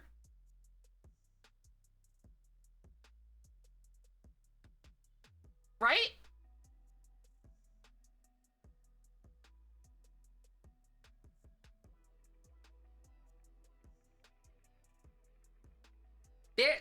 Their VTuber model is it's a GIF of a galaxy with the r / logo. That's them. That's their logo. That's their VTuber. Even though they have their second channel, which is Dabney Bailey, I think. Cause like I've watched r/. Gosh, I watched every single one of r/'s videos basically since the channel started. And I still watch it because it's great to listen to while I'm doing other work. So that's my favorite VTuber, is not actually a VTuber.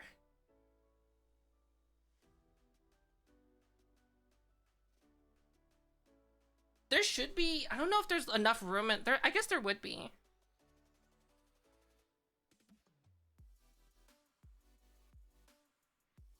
I'm just trying to think of, like, on Twitch, there's too many people that I like and then I watch that I can't choose favorites. r/, they make Reddit commentary. So they'll read a Reddit, they'll curate Reddit stories, and then they'll make commentary on it. So their entire video is just them reading it and making commentary on it. That's it. That's the whole video. They're arguably one of the best in the space because they are a good bean.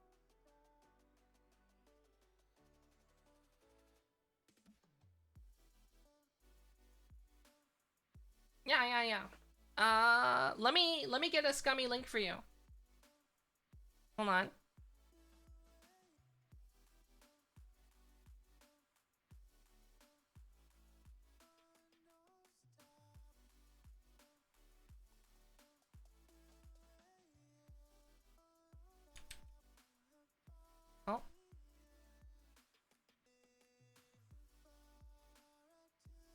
Hold on, I need to get the scummy link from this. Ignore this. Okay, I'm gonna delete that.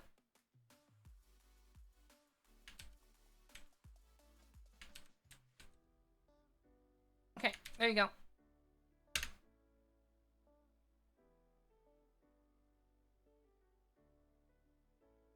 That's my favorite YouTuber, VTuber. I made the scummy link because it asks you to subscribe if you're not subscribed to them. I love their content because, like, if you want to get like a really good take on it, check out one of their videos of "Am I the Butthole?" Because they'll give their so they'll read an "I'm the Butthole" story. Sometimes they'll have a reaction midway, and then at the end they will give a butthole score and explain why they have the butthole score. Really good person, and like I said, they're probably one of the best in that category of Reddit reads.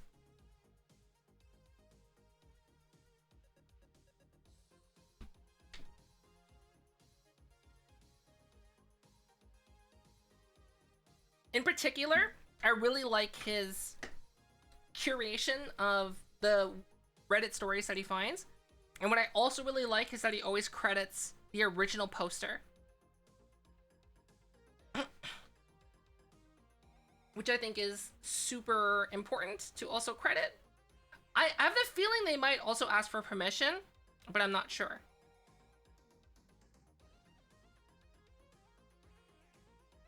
But yeah, really, really great YouTuber. One of the ones that I watch on a regular basis. I was gonna say like Ethos Lab, or sorry, Ethos Slab.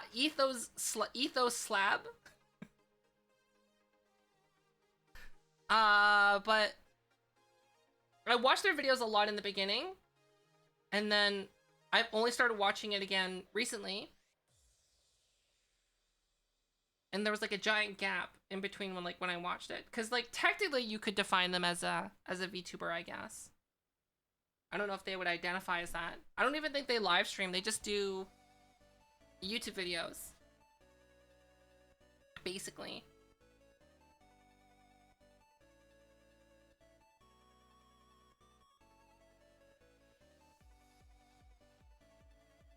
Yeah, r slash is, gosh.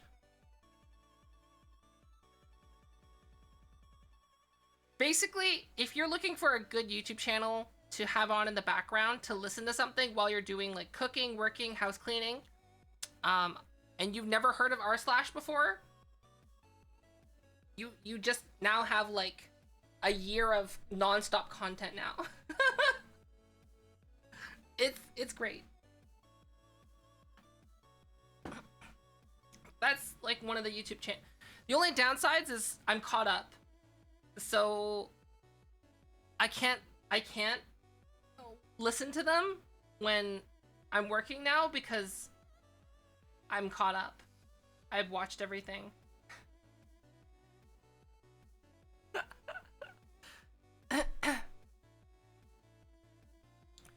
Yeah, right? Loves his family. I love you get like updates of his IRL life in between it. I remember when he got a dog, and like he would have r/puppy bloopers at the end, and he would, because like the thing is like he loves his puppy, and like his puppy would sometimes interrupt him while he's recording, so he would leave those in as like at the very end as puppy bloopers. Who's my favorite VTuber who's actually a VTuber? I can't pick a favorite.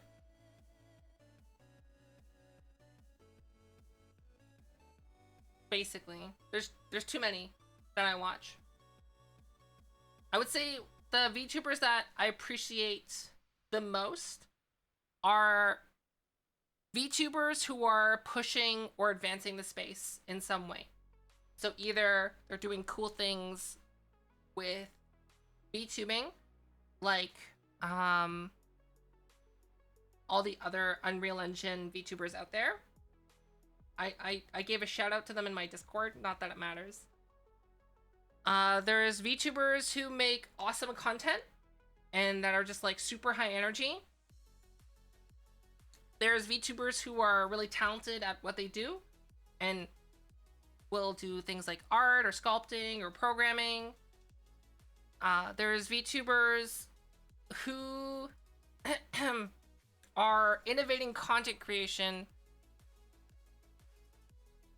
in a way that's like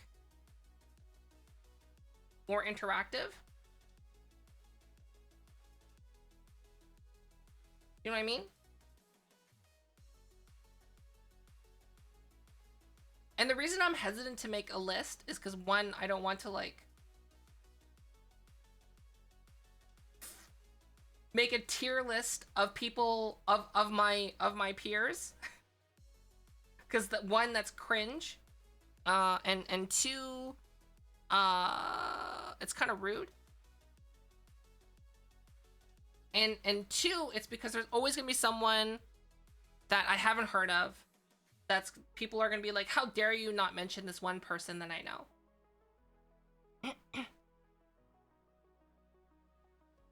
Right? Like, the best I can say is I can show you my follow list. How about that? I've done that before. Of all the people that are online. So there's not a VTuber, not a VTuber. There's Gamma, Tobbs, Makari, Shanzo, Deme, Akio, Ayu, I think just had a rebrand, Key Gadget, Maho Shoujo, Triss, not a VTuber, not a VTuber, not a VTuber, Archie, not a VTuber, Hey I'm Cal, Hi Guy, sometimes a VTuber, Frosted Fricks, Sinachu, Delinquent Ghost, Lakes, Thermiel, Duck Plague, not a VTuber, Youngja, not a VTuber, New Youngie, VTuber, Korean though, Bevecchio, VTuber. When I first followed them, I don't think they were a VTuber. Let's just double check. I don't think they're a VTuber. Yeah, that's what I thought. They're not a VTuber. Wandering Wolf, Spectre, It's Pepper, Osmiley, Venice, Thorny Flower, Boom, Divana, Anxiety, Giraffes. So those are the people that I'm following online that are people that I'm following. If I'm not following someone that you might know, this is not the place to recommend it. But you can @ me on Twitter and say, hey, check this person out.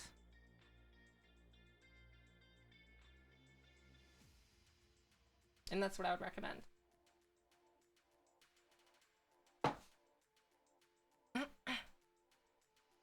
It's like, I don't follow people based on size. Usually, I will see what kind of content they make. And if I have an opportunity to watch them for a little bit, then I'll drop a follow, basically. Not that it matters. It's not like I'm the arbiter of good content. If I give you a follow, then your content is deemed worthy. No, it's just what I like, and that's what it's all about. What's what you like? That's all that matters. So, generally when I follow someone, it's because they're doing something that I think is cool, or I like their personality, or I like what they're doing, things like that. But here's the thing, right? It's like, that's not always the thing. So like, there'll probably be times where I drop in on a person that someone recommends and I just don't like their content because maybe it's just a bad time, right? So imagine, right, if someone drops in and I'm just sitting here like this because I'm just thinking about something before, like, in the middle of a conversation. Like, imagine I was talking for like a solid 20 minutes. I just need some time to think, and then I was gonna collect my thoughts and then continue talking. And imagine it was amazing thing, right? But like in that time, I'm just like, So someone comes in during that time and they're like, what the is this? Right? They're not gonna drop a follow. Like, I heard so much about this FOFIT person, but they're just sitting there with their mouth agape looking like a troglodyte. Why would I follow this person? Obviously, they're overrated. So, right? I wouldn't follow someone that was like sitting there like this.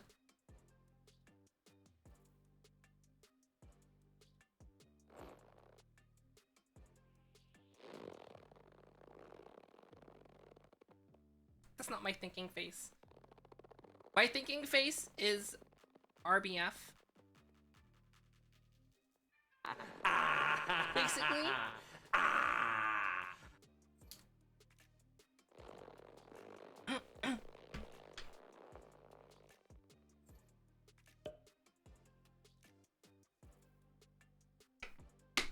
Not that it matters.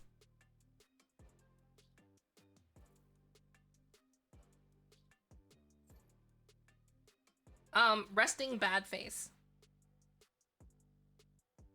Hold on, let me show you my resting face.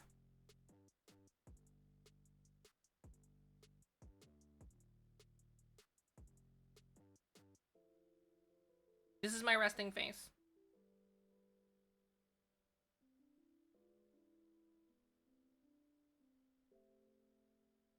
So this is what I normally look like. I'm frowning. So normally, my resting position is a scowl.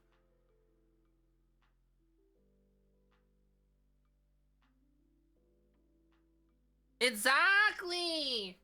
And you know what I hated the most when I was in high school and I worked a part-time job? Fofa, you should smile more. Smile. Smile more. Your face would look so much better if you smiled. I just wanted to slap those people. But one of those people was my store manager.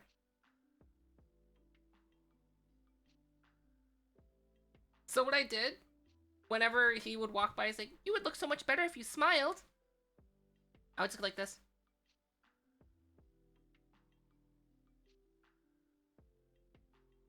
And then he would walk away. I think he enjoyed it, to be honest. Because, like, he didn't care so much because, I guess, I did work. And, in a, you know, in a grocery store where there's, like, such high turnover, you know. Eh.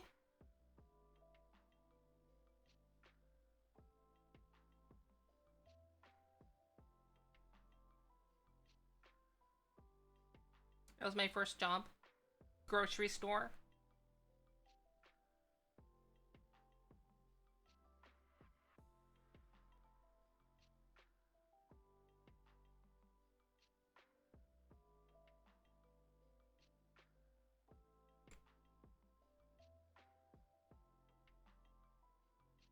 Like, I don't think someone needs to smile, right?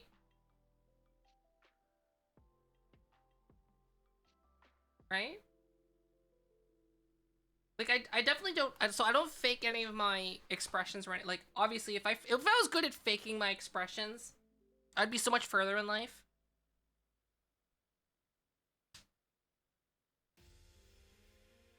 Right?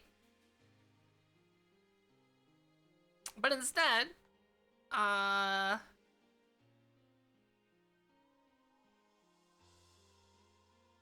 not.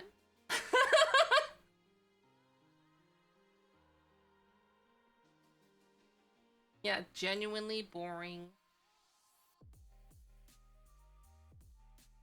Okay, so like,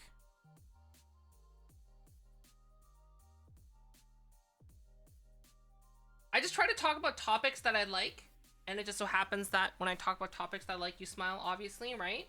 So like, if you like talking about tributing, then obviously you're gonna have a huge grin on your face as you talk about tributing while tributing.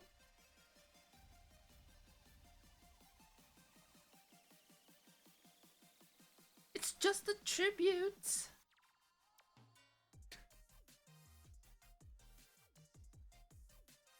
No. This is a song about the greatest song in the world. No. This is just a tribute.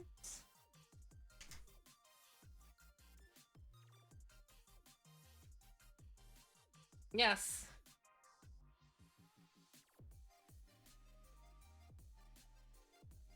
It would be creepy? Yeah, it would be like Judy from Ba Sing Se, right?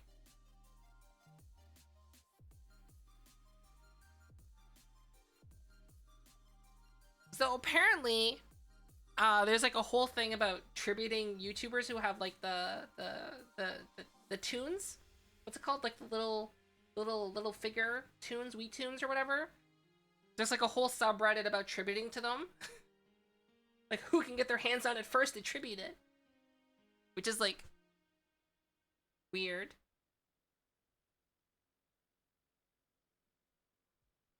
But like you do you, right? I guess.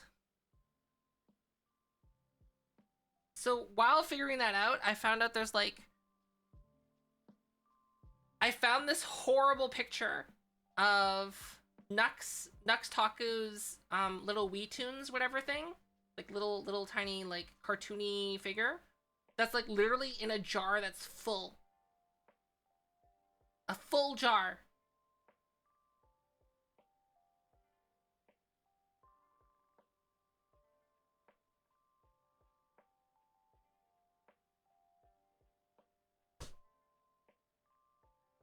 Yeah.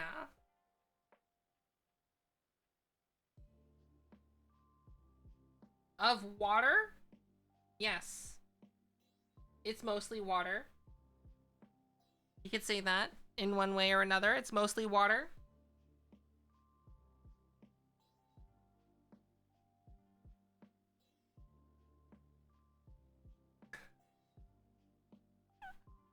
Imagine selling jars of that.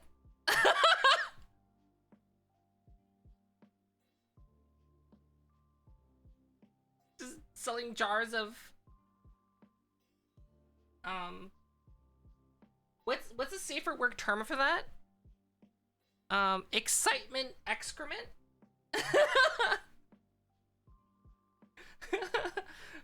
pleasure juice?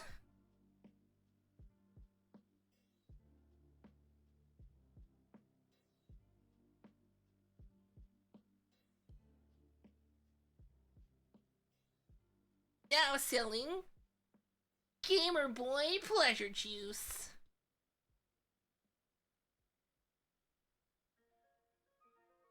With that, are there any like lewd tubers that are male? I don't think so, right? Because I think a lot of the like the male content creators like on Twitch, they're all like, bro, we're bros, bro. Gamer Boy man milk. Oh, that's good. I don't think Nux would ever sell Gamer Boy man milk. Right? Okay, let's think about it, right? So if Amaranth can sell farts in a jar, right? Is that so different from like, let's say if Ninja were to sell his man milk in a jar? Right? They're both equally disgusting.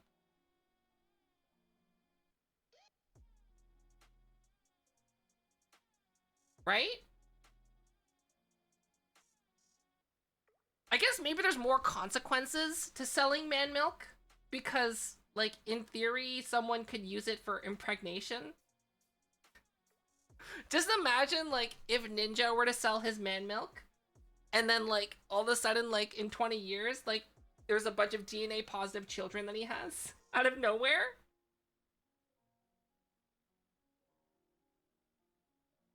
I don't think it'd be viable for long.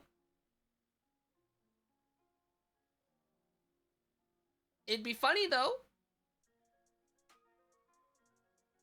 They could denature it. That's true. That's true. It's true. Would they, though? Would they?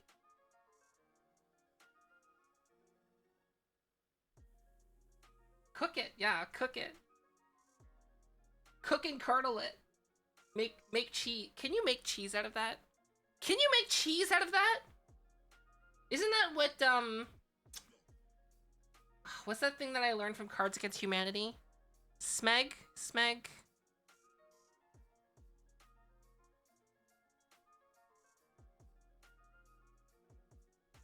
It's like, it's the same name as that brand that makes the... Smegma! Yes, yes, that's it. Is that related?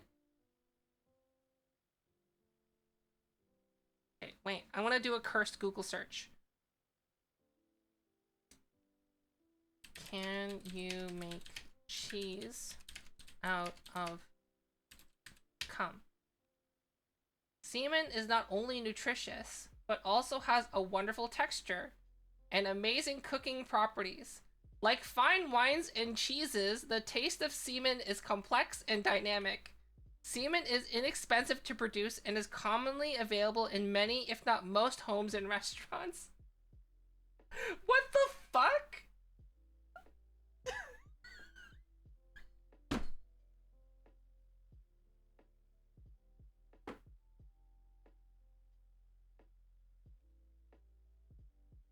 I'm reading the first result. Okay, hold on. Let me screenshot it.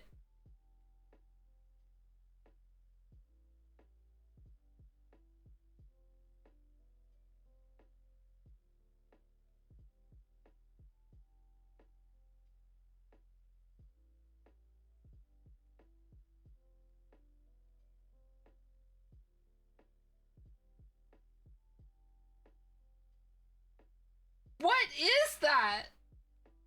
This is gonna curse my Google search history, isn't it?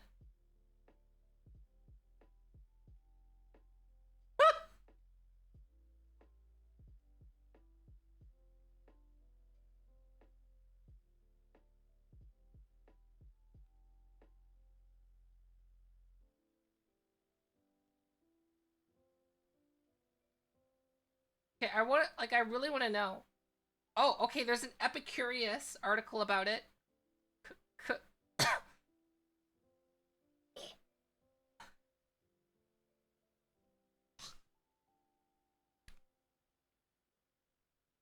Okay.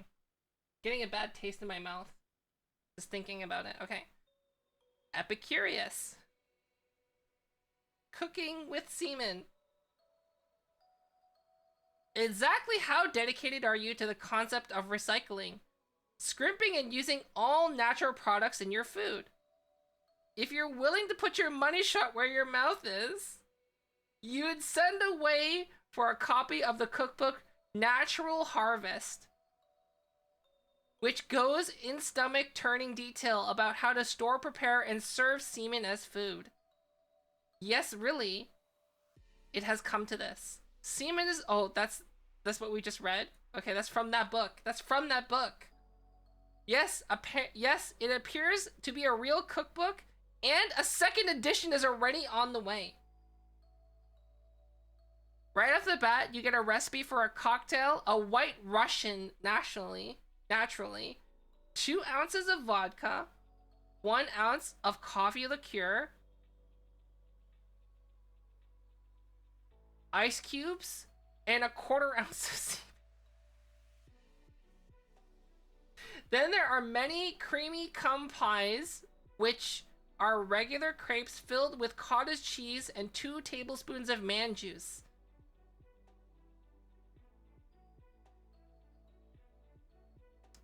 I'm suddenly reminded of that Vice magazine where a guy eats frozen lollipops of his own man seeds and then vomits profusely, if I remember correctly.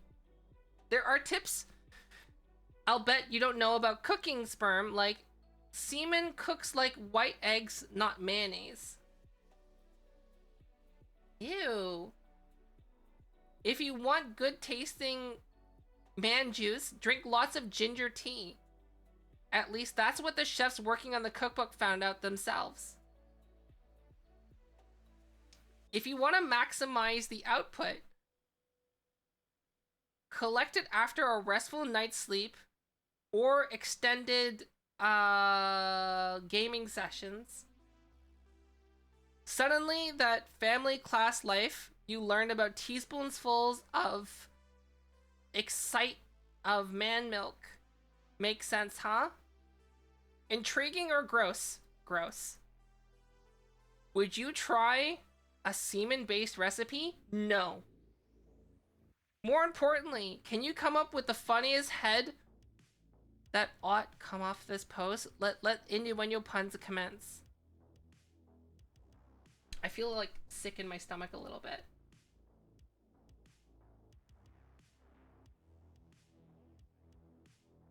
What am I reading? From Epicurious.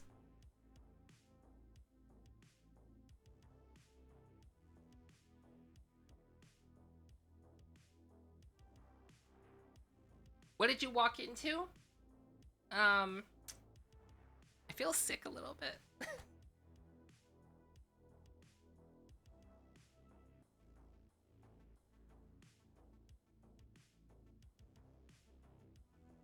I wish my friends never described what it tastes like. It's like the worst. My friends have described it to me as bitter, salty, and sour. Like, they said it tastes like eating a raw scrambled egg that has gone off. That's what they said. Gary. So, like, all I can, like, while I was reading that, the only thing I can, like, taste in my mouth is expired eggs.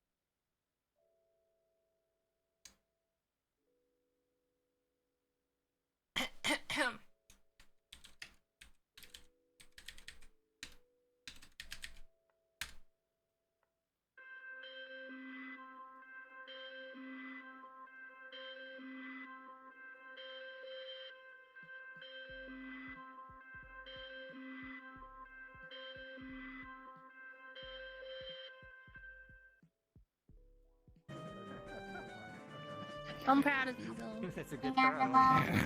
You moved. You moved the process. I moved everything. There's a secret up there, look. I didn't get it. Oh my god. Oh god, it's a Ooh, fucking pots. Can I reach it? Wait, is this like, this is the goal? I can't reach it. No.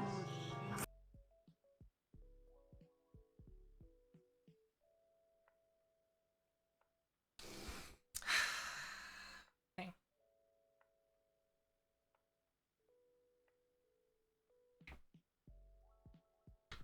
Cool shout out though.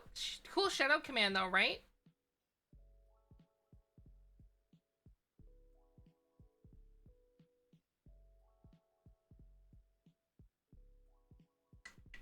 Right?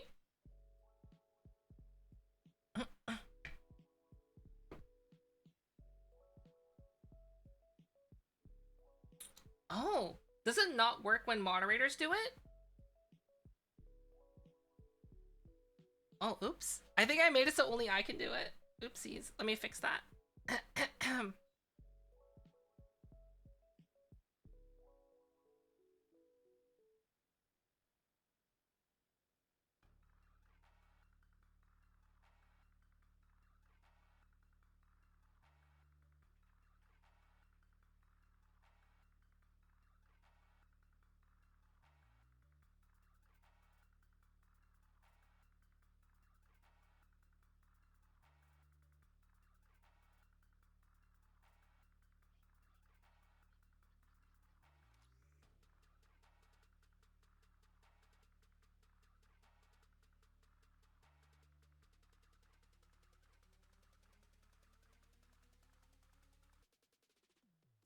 Okay, can you try again, Whiskey?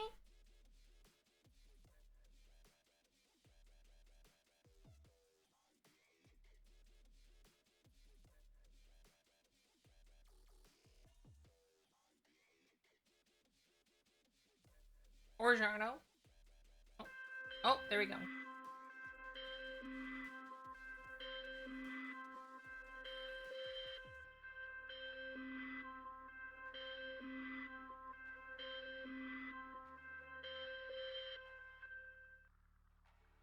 I'm known for doing facial rigging in VR chat, making my own Unreal Engine application. Oh, that's when I got rated by Zone. Oh, this camera. I see. Hello. Hi. And just for a sanity check, well, welcome.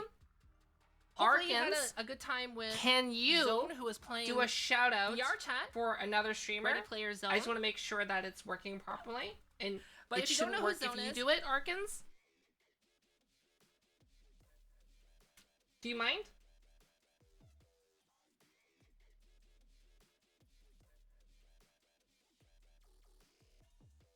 Just type in !SO and another streamer. No, Whiskey! Whiskey!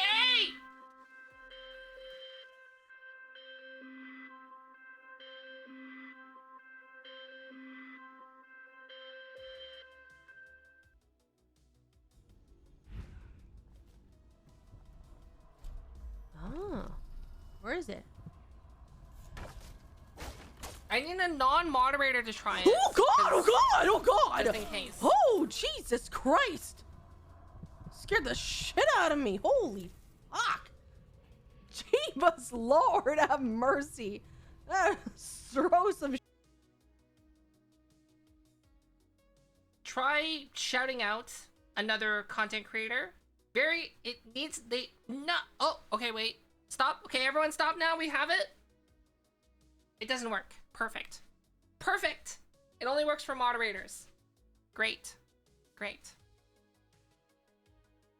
I don't think the intro is that long because, like, normally I would be in a conversation, right? Is it too long? It's fine. It's fine. Maybe I'll adjust it later. It's okay. It's fine.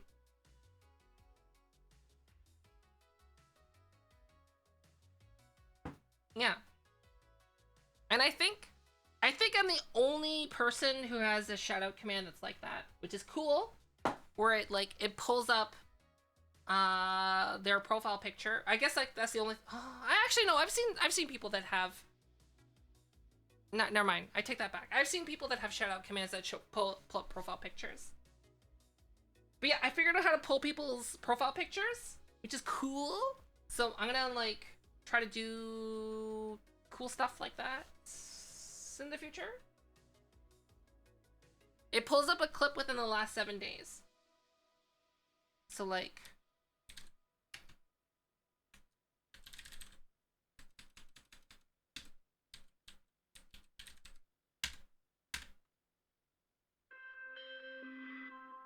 it's a Siler. And it even pulls up their name, which is cool, right?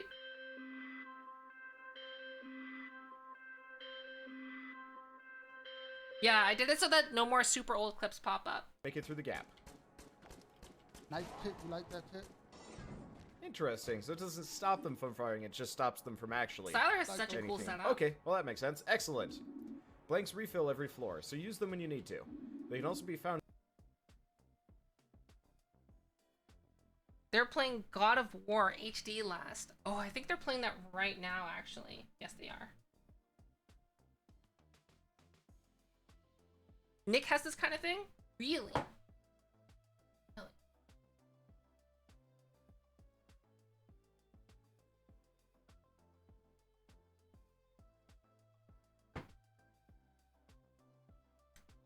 I own all of the God of War games remastered on the PlayStation 3. I just haven't played them.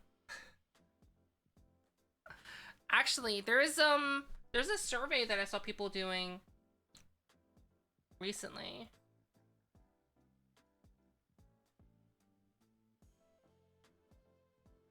I saw Girl DM fill it out.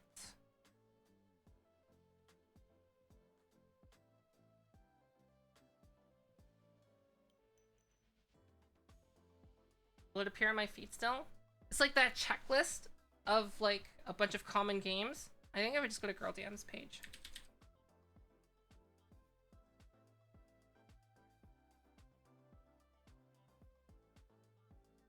Okay, so like, where's the original? Oh, here we go.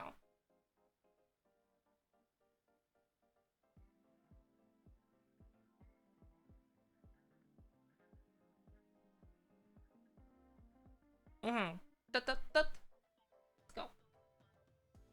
Also, let me close Twitter. Okay, what have I played? I've played Mario,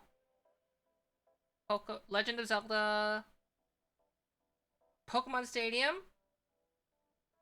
I've played like Warcraft once. Elder Scrolls, Fallout. I've played the original Doom. I haven't played any Kingdom Hearts. I played Donkey Kong on SNES and 64. Borderlands, The Sims, Animal Crossing, Team Fortress, StarCraft. I've played one Warhammer game. I haven't played any since. I played Final Fantasy Tactics.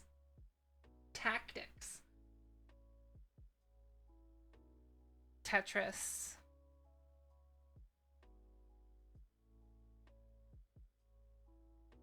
I've played one Call of Duty game. I've played one Age of Empires game. I love Harvest Moon.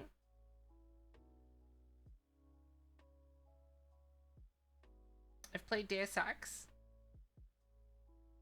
I've played the original Halo.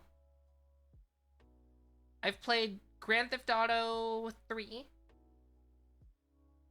I've played the original Assassin's Creed. Metroid. Mass Effect, Star Fox, Last of Us, Fire Emblem, Far Cry. I've played Resident Evil 4.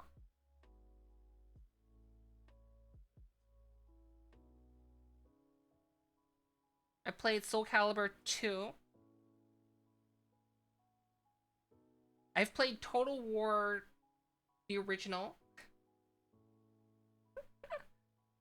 I've played Mega Man. I own some of these games. I just haven't played them. Portal. Technically, I haven't played The Witcher.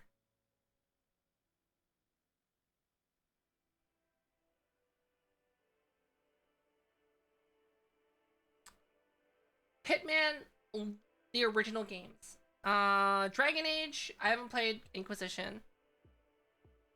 Banjo-Kazooie. I've played Bomberman 64 and on 3DS. Okay, so I'm gonna add another category to this, which is games that I own but haven't played. I own this. I own this. I own this. Technically, I own this too. I have this. I have this. I have this. I have this. I have this. I technically have Metal Gear in this. I technically own this game, but I have no interest in playing it. I have this too. I have Chrono Games as well. I have all the Ratchet Clank games. I technically own Need for Speed games. I technically have Prince of Persia. I do have Max Payne. I have Ninja Gaiden. I have a few Persona games. I have all the Bayonettas. Oh, I haven't played them. I have this. I don't think I own any Dead Alive. Dead Alive is it the fighting game or is it the volleyball game? I don't think I own those. I own Dragon Quest. I own all the Bioshocks. I technically have one of these games. I think I have Gran Turismo 4. I have Rayman. I have Castlevania. I don't know what SMT is. I technically have a Yakuza game. I technically have this. I technically have Phantasy Star. The original. On CD-ROM. I technically have Mortal Kombat. I have all the Uncharted games. I have a few of the Tomb Raider games. I have the horrible Sonic game on PlayStation 3. I have all the Witcher games. I have Devil May Cry. I technically have some Spyro games. I do have Silent Hill. I do actually own all of Gears of War. I have Counter-Strike because I got the orange box. Oh! I do have Monster Hunter, yeah. I do have Watch Dogs, Dishonored, and Wild Arms. So blue is, I have it. I have a game in the series. I just haven't played it. Red is, I've played one of the games in the series. And then not touching is, I just haven't. Oh, actually, technically, I own Kingdom Hearts. I have Kingdom Hearts on DS. Oh, I guess I have Crash Bandicoot too, don't I? I have one of the Crash Bandicoot games. There you go. Shin Megami Tensei. Oh! Yes, I have those then.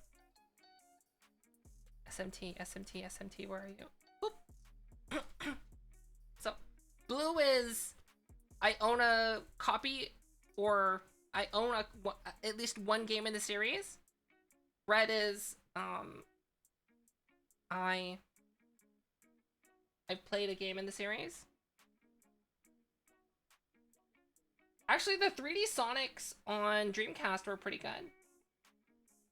So what's my gamer score?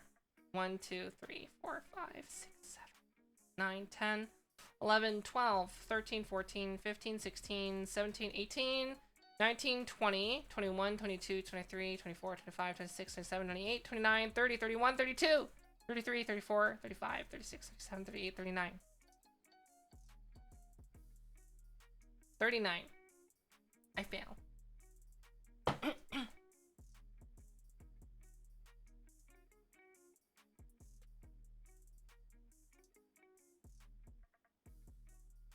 But like, this is such a bad test, I think. Because like, it doesn't mean anything. It doesn't. Cause like, so for example, like, I'll highlight what things that I don't think should be on, like, I technically shouldn't qualify for. So I've only played Pokemon Stadium and Pokemon Snap. That doesn't really count as a Pokemon game, really, when people think Pokemon. Warcraft. I've played it like a couple times. With Warcraft 3, when you can share discs. They had a sharing disc system. Same with StarCraft. Doom. I've played Doom 64, which I guess gives you street cred. I guess not street cred. Doom on PC. I played Doom on PC, which is like Doom 2, I think, an original Doom on DOS. So I guess street cred.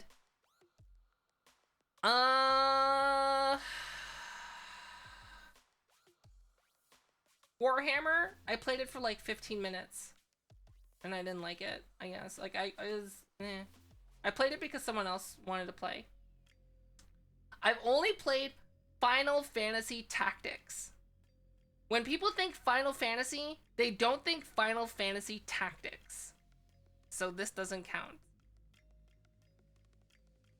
Call of Duty, I've only played Call of Duty Modern Warfare because I heard it had a good story, and it did. Does that count? I'm gonna say that counts. Age of Empires, I played it like for 30 minutes. I don't even own a copy of it.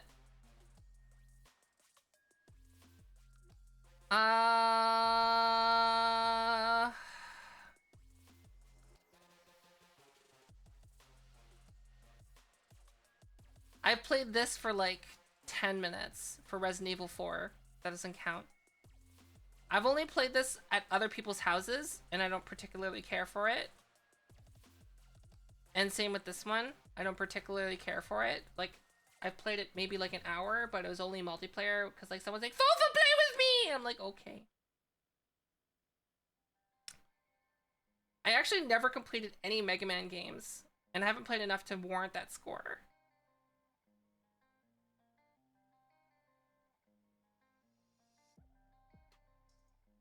That's it. So the ones highlighted in yellow I don't think count.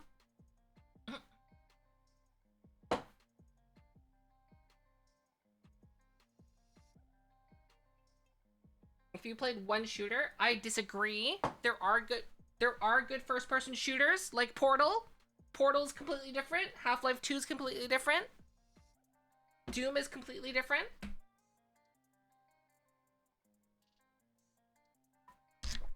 Those are FPS games.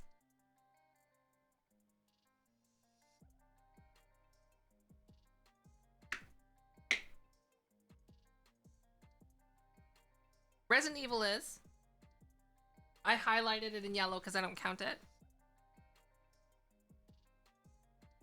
I've only played Halo 1, but I'm keeping it on there because I've never, okay, here's my Halo thing. I've never played the campaign of Halo. I don't know anything about the story.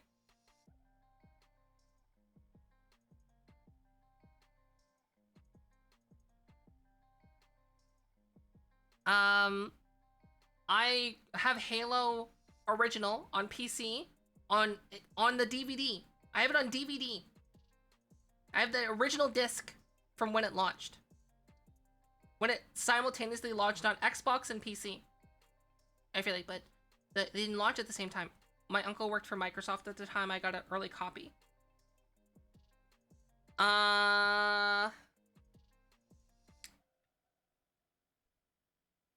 I only played the multiplayer, and I was exceedingly good at it.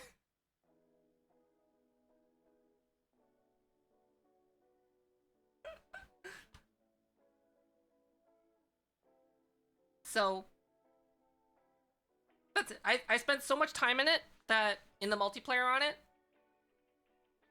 that, you know when you play enough of the multiplayer, whether you're good or not, people will just recognize you and they'll be like, oh, hey, your name.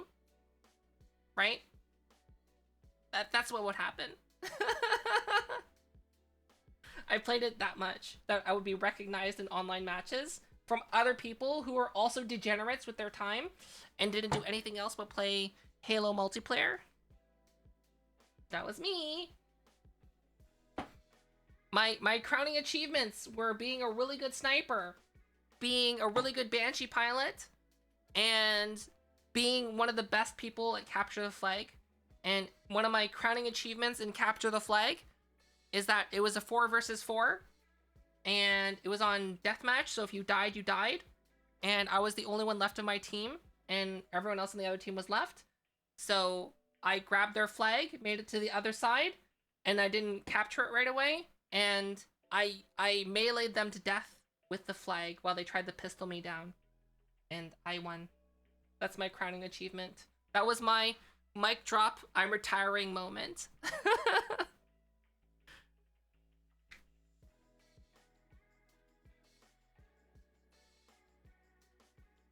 It only happened once.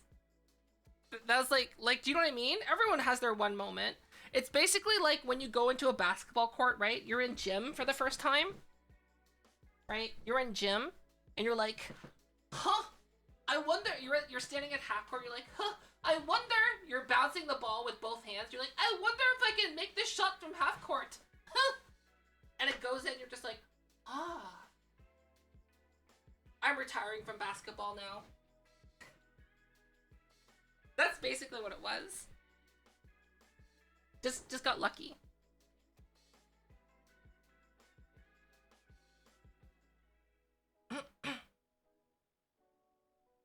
Right? It's like, as much as it sounds like I'm like humble bragging, I guess I am, but like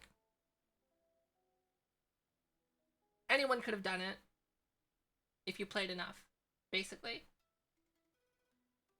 Yeah, moments I wish I had on video. Oh my gosh. Basically, my life in high school, like basically put it this way, I worked so much. I worked like 27 hours a week at a part-time job while in high school, while being part of while doing extracurriculars, while getting good grades in high school. So like, whenever I just like wanted to stay home and become a goblin, I would. And like basically I'd be like L. I'd be like sitting there like L from Death Note, like hunching over my computer, like either watching Bleach or Naruto or playing a video game. Am I a goblin now? I wish. I wish I could just do the same kind of crap that I did when I was in high school. Oh, I just feel like I don't have enough energy in the day to do as much stuff as I did, if you know what I mean.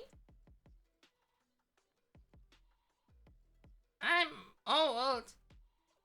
Back in my day, people would regularly tribute to their favorite content creator 10 times a day.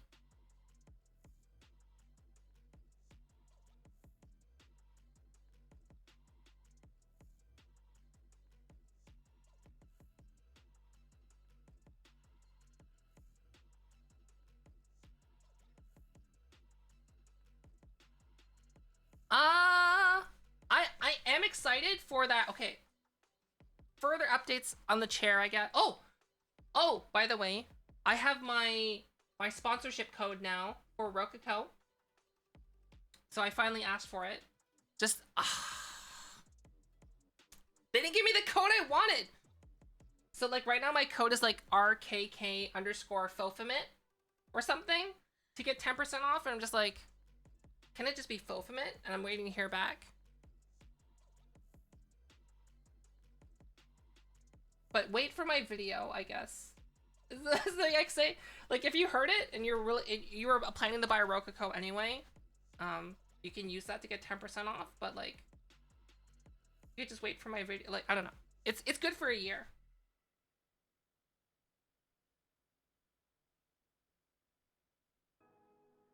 %. It's like it's not a lot, but it is, I guess. So I think it's only off of the suit and the gloves. That's it.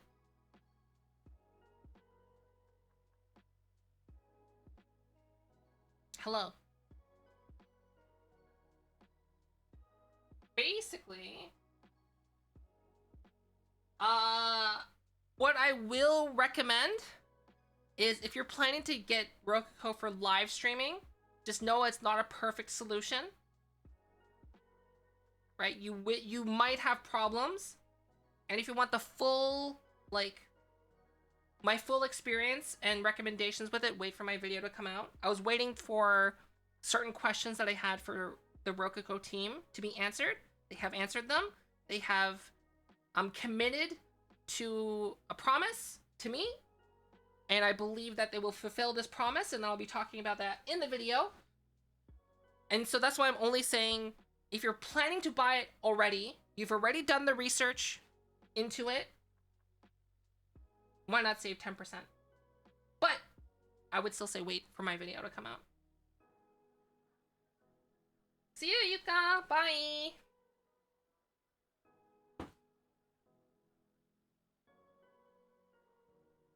Because I think the only thing that I can recommend, like, hands down, are the gloves. The gloves, hands down, are awesome. Like, no ifs, ands, or buts, are the gloves. But with the exception, I guess, for the gloves is, oh,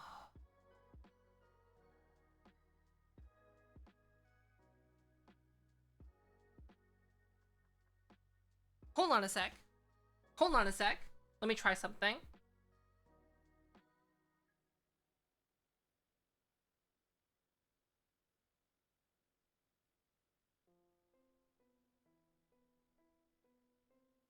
Oh, I guess you could use it with VTubing software now. So there's no exceptions, basically.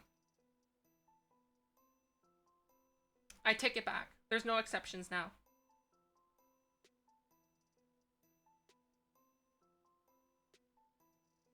Yeah. Because I was going to say you can't use it in VTubing software, but you can now. Someone, Deet released a Rokukoda VMC, which is like, basically if you just get the gloves, you can use the gloves in VC Face. But it's like, it's not going to be a perfect setup, because if you wanted to use the gloves in VC Face, that means you need to be running Rokuko Studio. You need to be running the Rokuko to VMC to VC Face application. And then if you want like so you need to like, and then you need to run VC Face. So you're running 3 applications. It's not a perfect solution.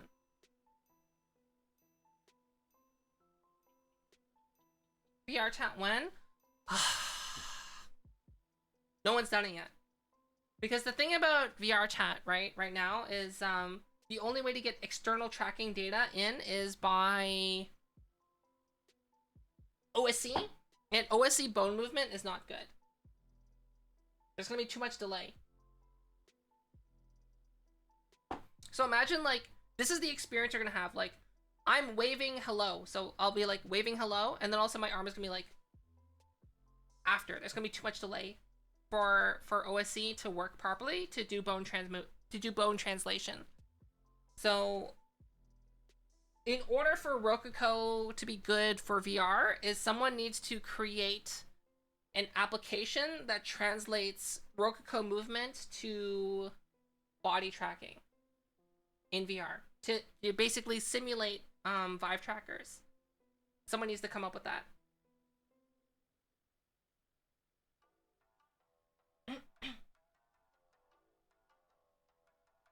So without that, it's not gonna work.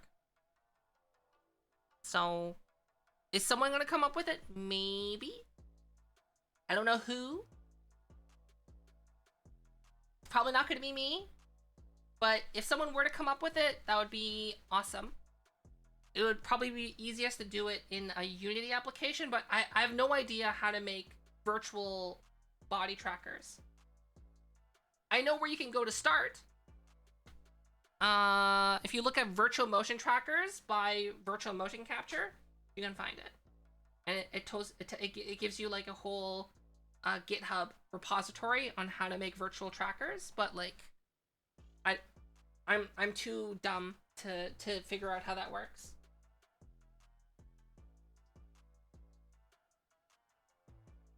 Someone in your Discord? Oh yes. I know what you're talking about, Mega Steak Man.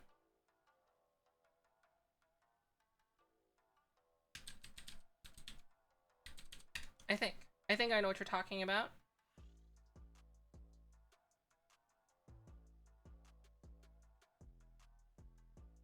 Is this it?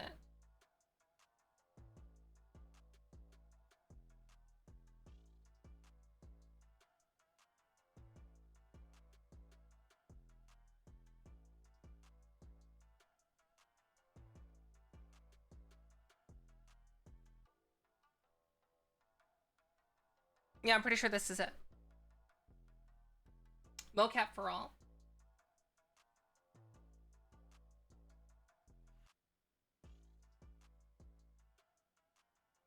So it's best used with more than one camera. You can use one camera, but it works best with 2 cameras.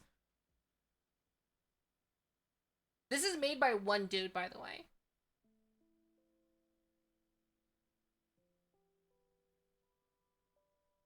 The latency wouldn't be so bad, because look, the latency in Unreal Engine, this is not that bad. Like, I've already put a VR headset on with Rokuko on, and to see myself in Unreal Engine, it's not that bad.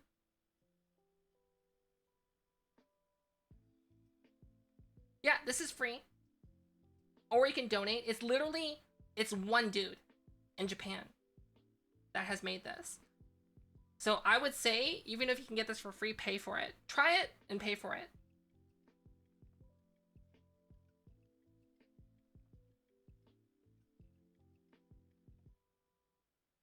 And yeah, this is just done with 2 webcams. It's insane.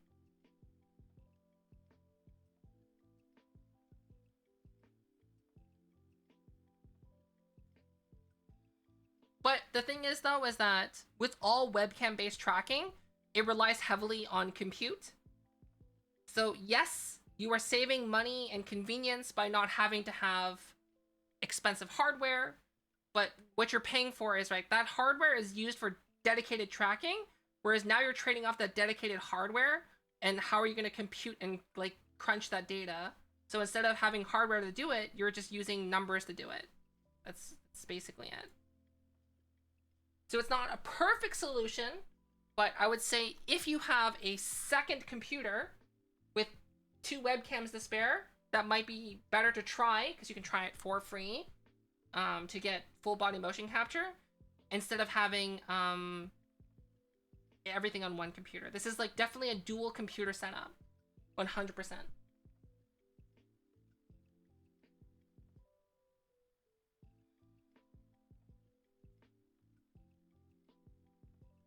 There's also this other one that's called like 3D Pose Tracker, which is also not bad. And the nice thing is that it natively goes to VMC. The downside to 3D Pose Tracker is that I think it's only compatible with one video source. And you need to be very clearly separated from your background. So that means, like, if you're wearing like gray and your background is gray, it's not gonna be able to pick you up very well.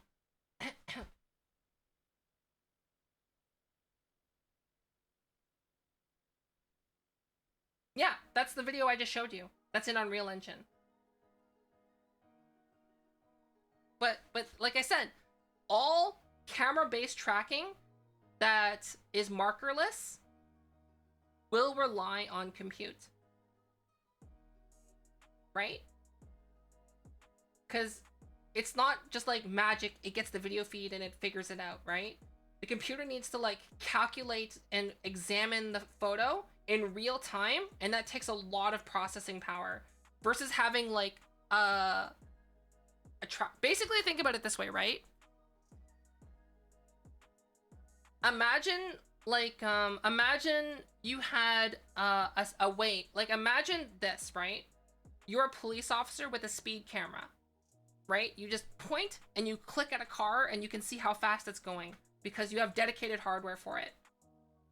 Versus, you're a police officer, you see a car and you're like, you take a bunch of pictures of it, and then afterwards you have to like mathematically analyze, like based on all the pictures, on how fast the cars are going based on other objects in the picture, right? And that's going to take a lot of time and a lot of thinking. Now imagine you wanted to do that in real time as fast as a speed camera. Right? You would need to be a robot. You would need to have so much number crunching ability and to be able to do it so fast that you would need to like literally be like gigabrain. My brain is so big that I can sit on it as my own throne. That's how gigabrain I am, right? And that's basically the same with video-based tracking that's markerless like that, is that in order to compute that much motion capture data based on a RGB video feed requires that much compute versus just having like a motion capture suit or a Vive tracker or an iPhone. Dedicated hardware specifically designed to capture the body.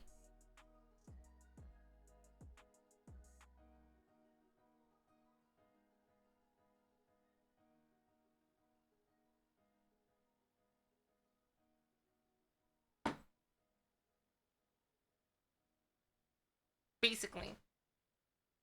So like my recommendation for VTubing is just use VC Face and iPhone and Elite Motion. That's good enough for most people, right? Then after that, if you want like full body, my recommendation still stands to getting VR based tracking. And then if you want And that's the thing too, right? I'm sponsored by Rococo. I'm incentivized for you to use my code. Because 1, you get 10% off. 2, I get a bit of a kickback for everyone that uses my code, right? But is my overall recommendation for everyone to get a mocap suit? No, it's still not. I still say, like, getting a Rococo suit is not going to make you a better content creator. It's not. Right? If that was the case, right? Then, like, the number one VTuber on Twitch would be Code Miko. The number one VTuber, actually no, scrap that. The number one VTuber on Twitch would have been Citizen Meta 1. But, you know, that means, like, the first time they, like, the first month of them streaming, they would have hit, like, 100K. Because, like, their setup is so awesome. But, like, that's not the case, right? What matters most is your personality, the content you create, and most importantly, how discoverable are you on external platforms? Basically. That's it. And, like, motion capture suit or not, Vicon motion capture system or not, it's, by the way, I would love to have a Vicon system. I would love it. But, like, in the end, it doesn't matter. Right? I think the only thing that I really notice from VR tracking versus motion capture suit tracking, so I've used both quite extensively, is I find that my movement, my natural movement, is a little bit more fluid. Do you know what I mean? Like, I can do this, whereas people with VR tracking can't do that. But, like, does that make a difference? Not really. So what does that trade off with? Well, 1, motion capture suits are more comfortable. 2, more fluid movement. Downsides, they're expensive. Downside number 2 is drifting. They're not perfect, and let me show you why.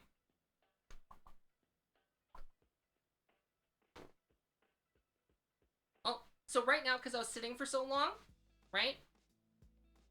It tracks based on how I move my body. So my legs weren't moving, so they're a little bit cursed right now, right? You see that? Because I was sitting this entire stream. So I can, that's easy enough to fix, right? I can just recalibrate. So I'm gonna recalibrate right now. So now, did my foot tracker disconnect? Oh, I think my foot tracker disconnected. Cable issue. That I'm gonna talk about that in my video. Give me a sec. I just need to make sure it gets reconnected.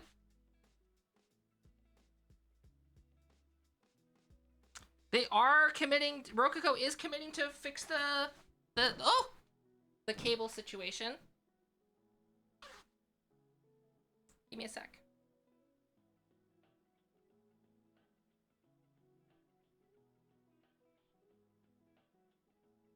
Okay, we're good. Now let me recalibrate.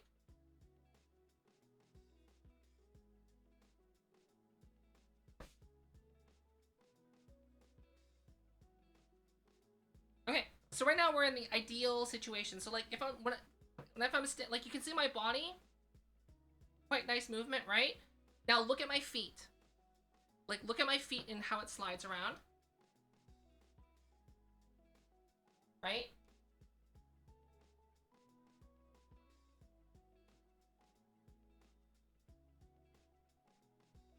Like a bit of sliding, right? It's not perfect. And that's the trade-off you get. Because you gotta remember, how is this tracking my body? It's not tracking based on accurate positional tracking. It's tracking basically based on math, on, like, position of where the sensor, like, how it... So right now, basically what it does is, like, my arm right now, how does it know where my arm is? It's basically just, like, think of, like, the gyroscopes in your phone, right? How it knows you're tilting it. So it knows that I'm tilting my arm in such a way, and it's, like, basically just using, like, big brain algorithms to be able to track, like, how my arm should be moving. And that's how that works. So that's how also it knows how my legs are moving. But because of that, it can't accurately get my foot on where it's supposed to be. But that's fine. Most motion capture suits are like that. Yeah, and Vive trackers are also not perfect. Sometimes if the tracking becomes obscured or there's interference, they will also lose tracking and they'll kind of like fly off into the distance. So like no motion capture system is perfect. Right? So like I'm willing to accept that Rococo has issues like a bit of sliding. You can get wireless interference, so I don't have a lot of wireless devices in my space. And number two, and also there's the cable issue, which some of you who've been in my stream long since January will know of. But Rococo has said to me that they are committing to redesigning the cables, and they're also offering an interim solution where they're going to be working towards implementing new suits and new purchases coming with extra cables and a repair kit. That's going to be coming with new purchases. That's what they said they're going to be doing. Which is exactly what I was hoping for. I like how they've taken both of my suggestions. Yes. Because previously, the repair kit, in order to actually get it, you had to have a cable had to die, right? And then you're still within warranty. You contact them. They send it to you in a couple days by express mail. And that's how you got the repair kit and the extra cable. And I said, like, I explained why I don't think that's good. And they're like, that's amazing feedback. Thank you for letting us know. And now they're implementing that, which is great. That's great.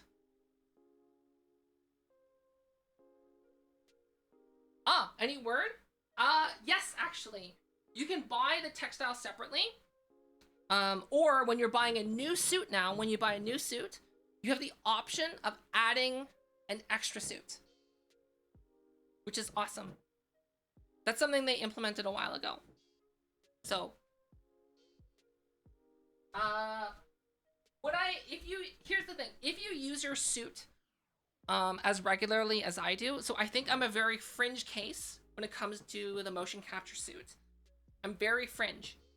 Meaning, I think there's a good chance that I use my motion capture suit more than a AAA game studio. There's a good chance that I use my motion capture suit more than Sam at Rococo. Because I use it every day, basically. And like, at minimum, I'll be using my Rococo suit like 16 hours a week, up to 40 hours a week. Which is like quite extreme. So unless you're like me, you don't need the extra textile. Because like, how you should be washing the suit, taking out the electronics, putting it in a laundry bag, like a delicates bag, throwing it in the washing machine, and then hang to dry. So like, at the very most, your suit will be out of commission for a day just because you're washing the fabric.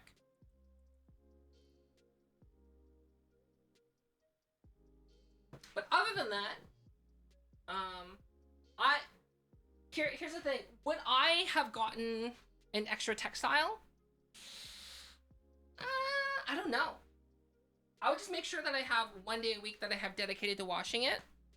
I have an extra textile because they sent me an extra one. So, I'm for free. So, I'm lucky. Is it because I'm sponsored? Maybe. I don't know.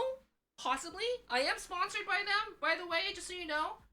But my recommendation still stands by, don't jump into getting a motion capture suit. Try the other things first. Because I don't want you to spend like $2,700 on the suit alone, $1,000 for the gloves alone, or like buying one of their bundles that's like $3,500, only to like not become a VTuber like a year from now. It's... right? Start with just VC Face, because it's free. Use the webcam, maybe get an iPhone, use the Leap Motion, that's like $100.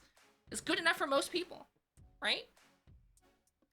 You don't need anything really more than that. That's what most VTubers use.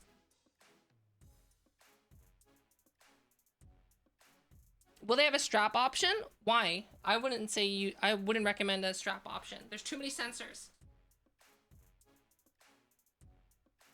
The suit is way better because here's the thing. The strap option is very similar to the VR option, right? So I've used, before getting a motion capture suit, I was using VR based tracking.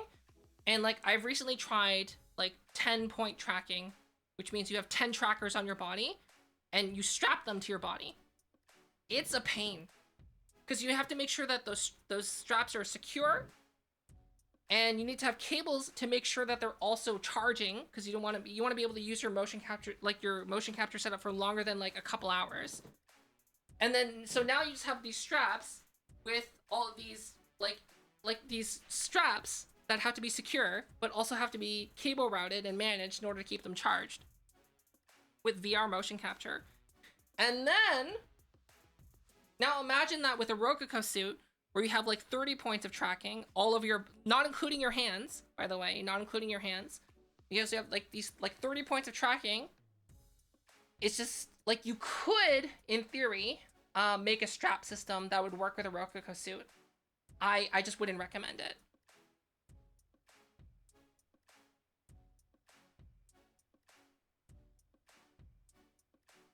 Oh, yeah. So over here is there's a bathroom. That's where the bathroom is. And then over here behind the fridge, that's the bedroom. So, yes, you can. You can do it. I just don't recommend it. Basically.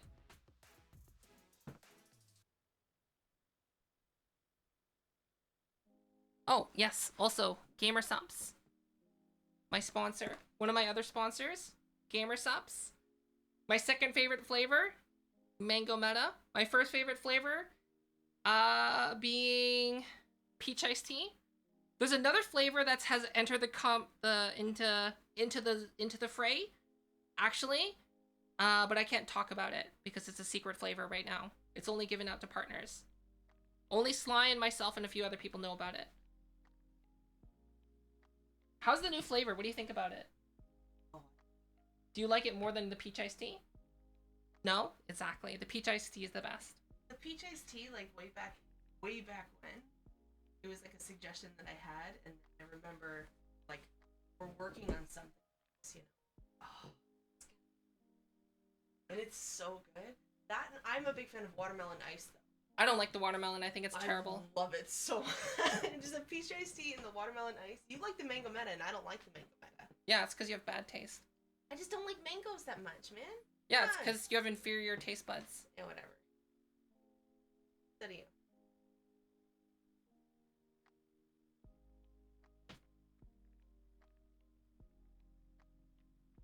Oh. Ah, no, one poke is enough. You poked. You did the poke. You did the poke. I win!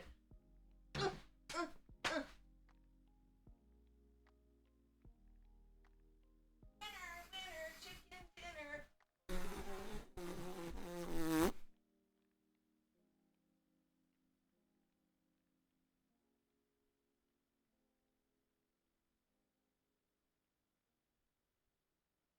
Why is a poke slide redeemed 69 points? 6,969. What is that about? Because it's funny. Oh. Hi, Hatto. Wait, why'd you delete Buttsbot's message? Buttling me out?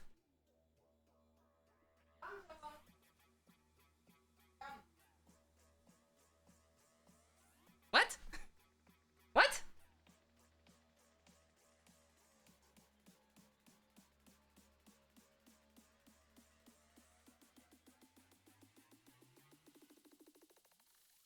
Yeah. I haven't officially announced the discount code, like, beyond, a small chat. And you guys? Actually, let me double check to make sure that's, like, actually the right code. So if you've been waiting for whatever reason, I'm trying to get a new code that's not just like RK underscore. RKK underscore.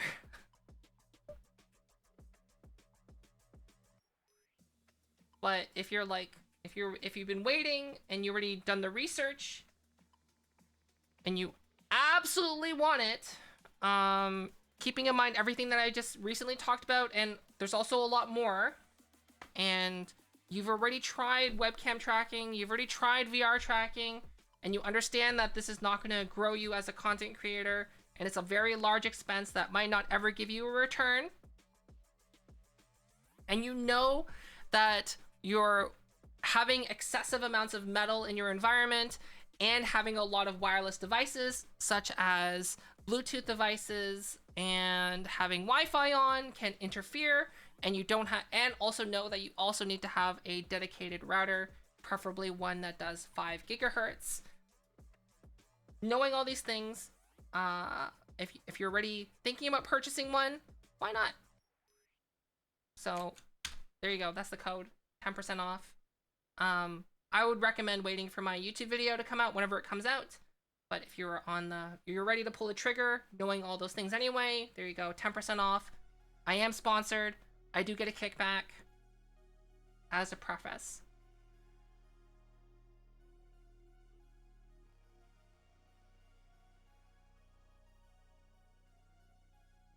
They can make their code whatever they want. So I don't know why mine's like that. I got a new person. So since I took so long to ask for the code, my contact has changed. The person I was originally in contact with has moved up in the company. So now I have a new person. And I think they just, they're new. So I'm asking for a new code, basically. But like I said, that's a 10% off code. Please don't use that unless you have taken all of my recommendation and my speaking to heart. I would really recommend waiting for my video to come out whenever it comes out. Fofamit? Fofamit is not easy to guess by bots. Right? And how many people are going to be buying a Rococo suit via a bot? I think, right? So, I'm not too worried about it.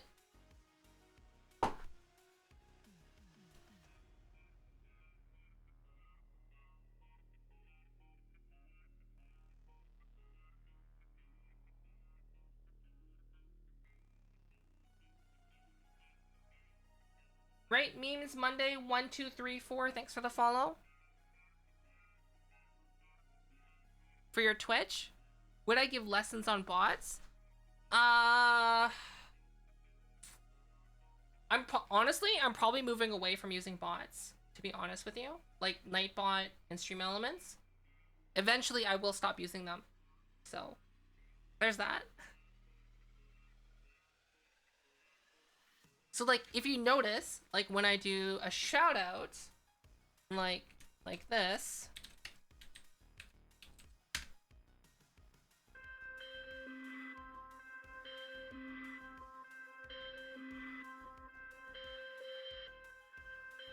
it's not using like a traditional Twitch bot, and you'll notice that in chat, it's me that's typing it out, right?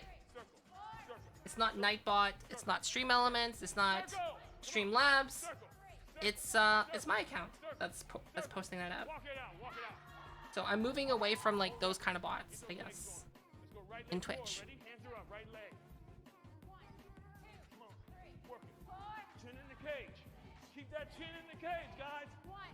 Buttspot? Oh, Buttspot will always stay. Buttspot forever.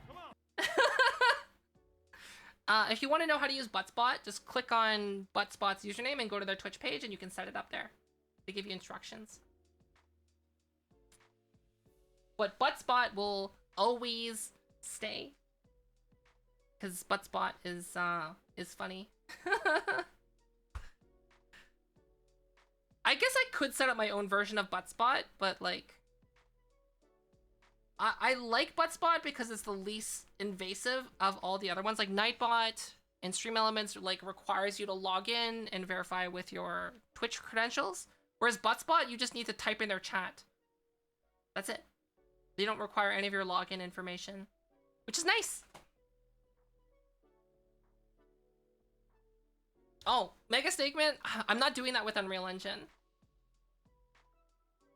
I try to keep a lot of logic outside of Unreal Engine as possible, just because that I really am trying to use Unreal Engine more like a camera. So as much as I can keep out of Unreal Engine, the better, in my opinion, in terms of like interaction logic. Obviously, like if I have to have it in Unreal Engine, then I'll have it in Unreal Engine. But something like this that can be easily done in like OBS, I would rather not have it in Unreal Engine. But I know that's like a difference of philosophy, because I know there's some people that are like everything Unreal Engine. Hi, Maddie. We need a pun bot.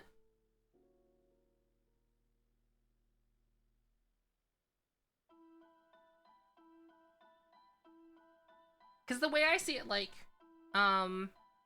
if you have too much stuff, if you have all of your eggs in one basket, right? If your basket breaks, then you're SOL, right? So, like, for example, if I'm magically not able to use Unreal Engine tomorrow, like next stream, I can still stream with almost the same environment and everything, like without using Unity or whatever, right? I can fake it in OBS. And like, I think that's really important to me, is not relying on one thing. So like, for example, if this computer like breaks down, and arguably I wouldn't be able to do Unreal Engine on it anymore, I'm not SOL.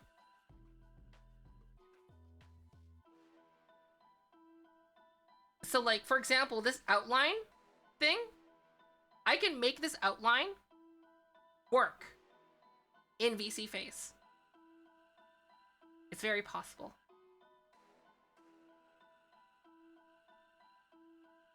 It's harder, but it can be done. Where I can make it change a bunch of colors.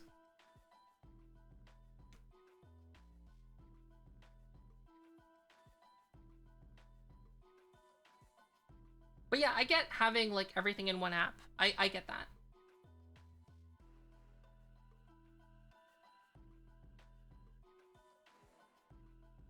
Increase the intensity? I just don't have it on my jacket, but I have it on everything else, if that makes sense.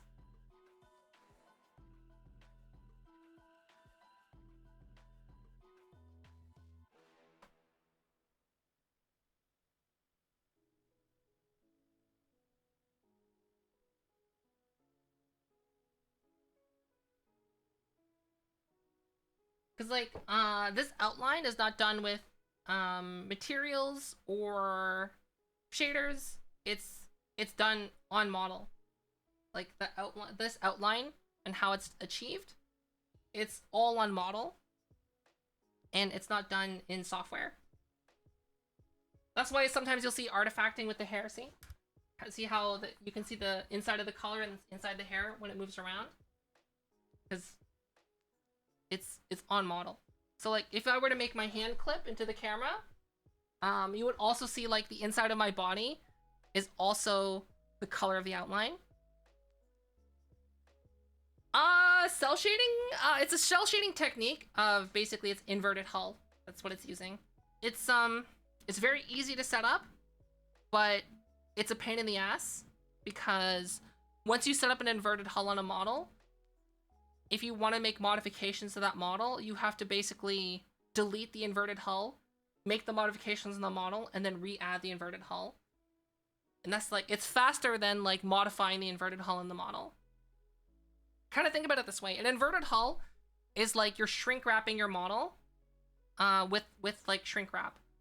But like if you ever wanted to change the thing that's in under the shrink wrap, you have to remove the shrink wrap. You could spend time fixing the shrink wrap afterwards, or you could just tear the shrink wrap off and then add new shrink wrap on later, which is generally faster. It's a pain. That's why you don't see a lot of people do it. I don't think I'm gonna make any further modifications on my model, so that's why I added it.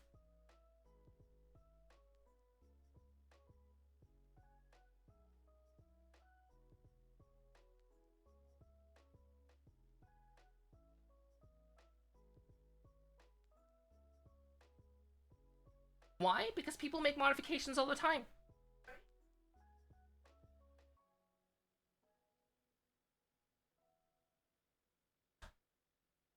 Oh my gosh. Ugh. It'd be so weird out of context. Okay. So if I were to raid someone and the raid message is show me your bra, that could be seen as really bad, right?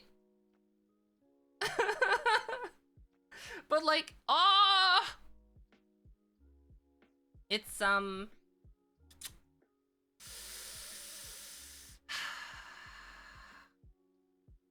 if you modify, do you have to go through the entire AR kit spiel in Unity every time?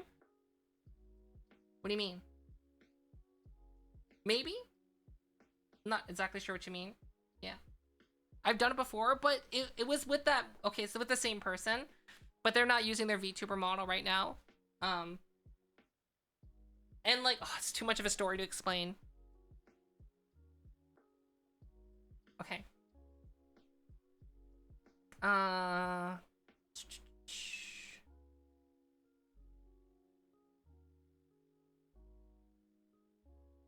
Yes, I have done it before. Okay.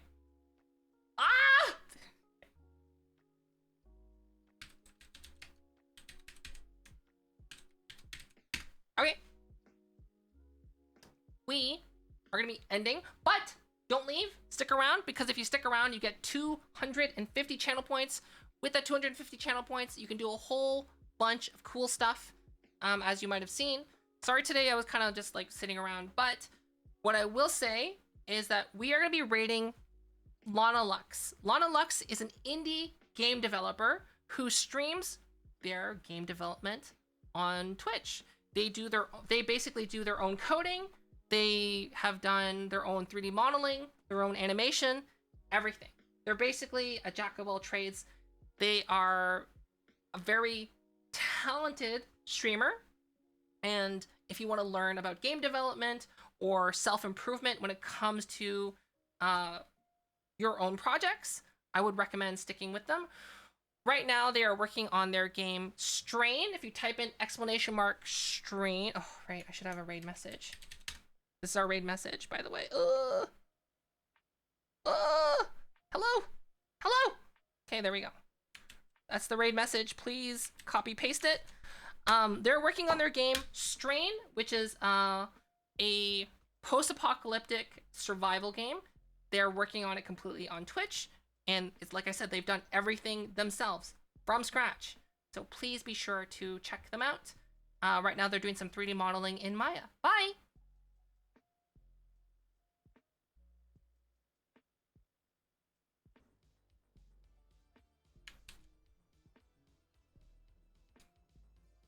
Hey, Fofaman, how you doing? Welcome, guys. How was your stream today?